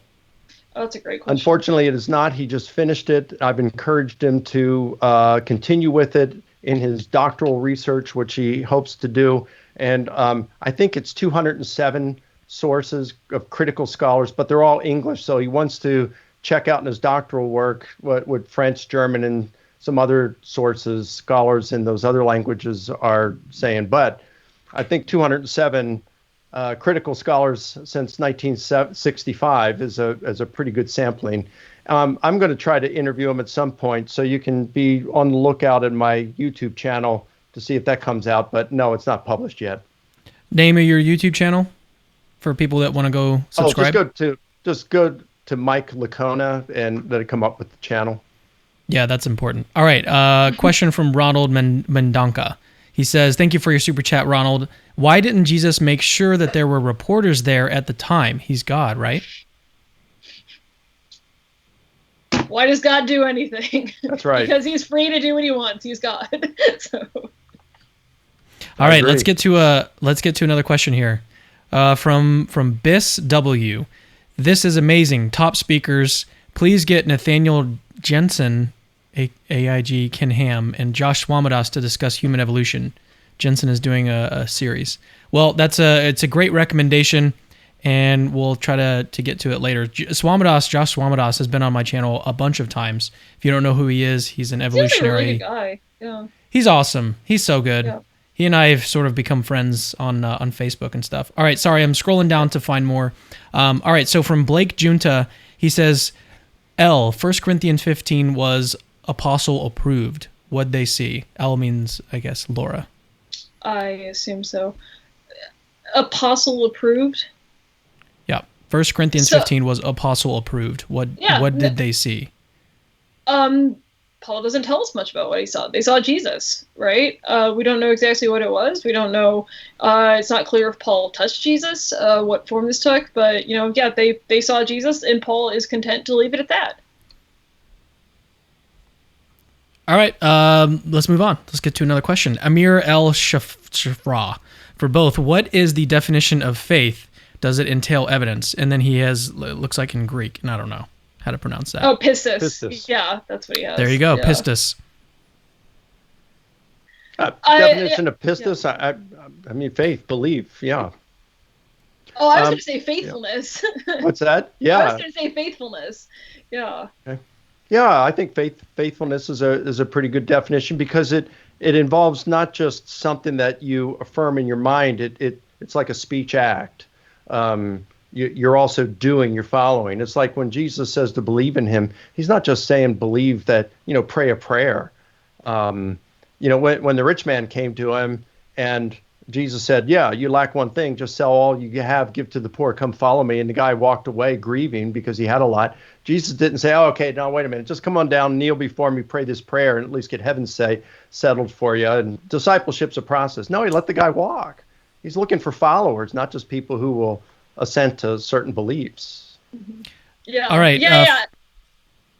Oh, I was also going to say that there's a classic objective subjective debate in Greek about whether or not the faith in Christ in Greek that Paul frequently writes it's better translated. It just literally means the faith of Christ. So there's some question over whether this means faith in Christ, objective, our faith in Christ, versus the faithfulness of Christ, the faithful actions that Christ has done on our behalf.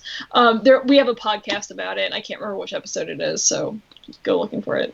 Yeah, and the link again to her podcast is in the description of the video, so you can just click it and get it right away. It's super easy. All right, this will be, I think, the last question for us today. 20 Faces. How would you describe, or how would you prove to a non-Christian that the resurrection occurred without focusing on historical evidence? And how do you come to have all this information of Jesus without studying history? Looks like a question for you, Laura. Yeah, I mean, when you look at Paul, the vast majority of what Paul is talking about is not always history. It's the implications of the death and resurrection of Jesus, right? And that is something that is known outside of history. Paul thinks that Jesus died once for all and that he was raised never to die again. This is his conception of resurrection. So I think that all of this means that Jesus is the Jesus that Paul interacted with in his own lifetime is the same Jesus people are interacting with now. So I think that you can look back at the history of the way in which people have interacted with Jesus throughout history, and we can weigh it based on what is consistent with a God who would become human and die and be raised on our behalf. I think that tells you a great deal about the character of Jesus right there. So I think once we're talking about all those things, it can be, there's actually a lot we can learn about Jesus without, and again, I'm not saying that history is relevant to faith. I don't mean that at all. My point is just that faith cannot be proved with the tools of history, and these central articles of our faith, I think, lie beyond the bounds of history. So. All right, well, here's one more comment, and this will close us out for today from Anthony Rowden. He says, thanks, Laura and Mike, for coming on. Hopefully we treated you nice, Laura. Thanks. Yeah, well, thank you both for coming on to the channel. This has been a really fascinating discussion. I've really enjoyed it. It was fun to hear a kind of different perspective, because Laura, I think you have, at least in the circles that I run in, you have a very unique perspective. So it was great to have to hear you dialogue with Mike Licona. It's been really, really cool. Is there anything that you'd like to leave the audience with? I've already talked about your podcast, and that's linked in the description. Is there anything else that you'd like to leave with the audience? I feel pretty content about it, so yeah. Cool. All right. Well, how about you, Mike? What are your thoughts? Well, have you enjoyed the conversation? Enjoyed this, Laura. This has been a fun dialogue. So I love talking shop, and yeah, no, absolutely. Yeah, please tell Mark Goodacre I said hello. Sure and thing. my warm greetings to him. I really love the guy. He's just such a great guy. He's a great man. Yeah. And thank you, Cameron, for setting this up. Absolutely. Thank you, Cameron. No problem. Yeah, no, I guess I was thinking about last things to say to the audience. But yes, thank you, Mike. Thank you, Cameron, for putting up with this. No problem. All right. Well, let me talk to the audience real quick before we close this one out. Thank you for watching. And if you would like to get more of this type of content, the best way to do that is to subscribe. And that's also obviously free to do. You can also turn on the bell and get notifications for new videos. That is actually really important. It's more important these days than subscribers, because you want to actually have the people that are subscribed to your channel watching the videos that you put out. So if you can do that, if you're already subscribed and you haven't turned on notifications, try to do that. It's a great way to help us out. If you want to help us even more out, head over to patreon.com/capturingchristianity. We're in the middle of doing a 12-course series, a beginner series on apologetics. So if you'd like to watch that content, we started a new tier on Patreon. It's at the $10 tier, where you can get access to all of our extra videos that we have hosted there. So it helps the channel out. We have a lot of things planned, a lot of really cool things. So patreon.com/capturingchristianity. It's also linked in the description of the video. It's the best way to do that and to support the channel. So thank you for watching. We will see you guys next time.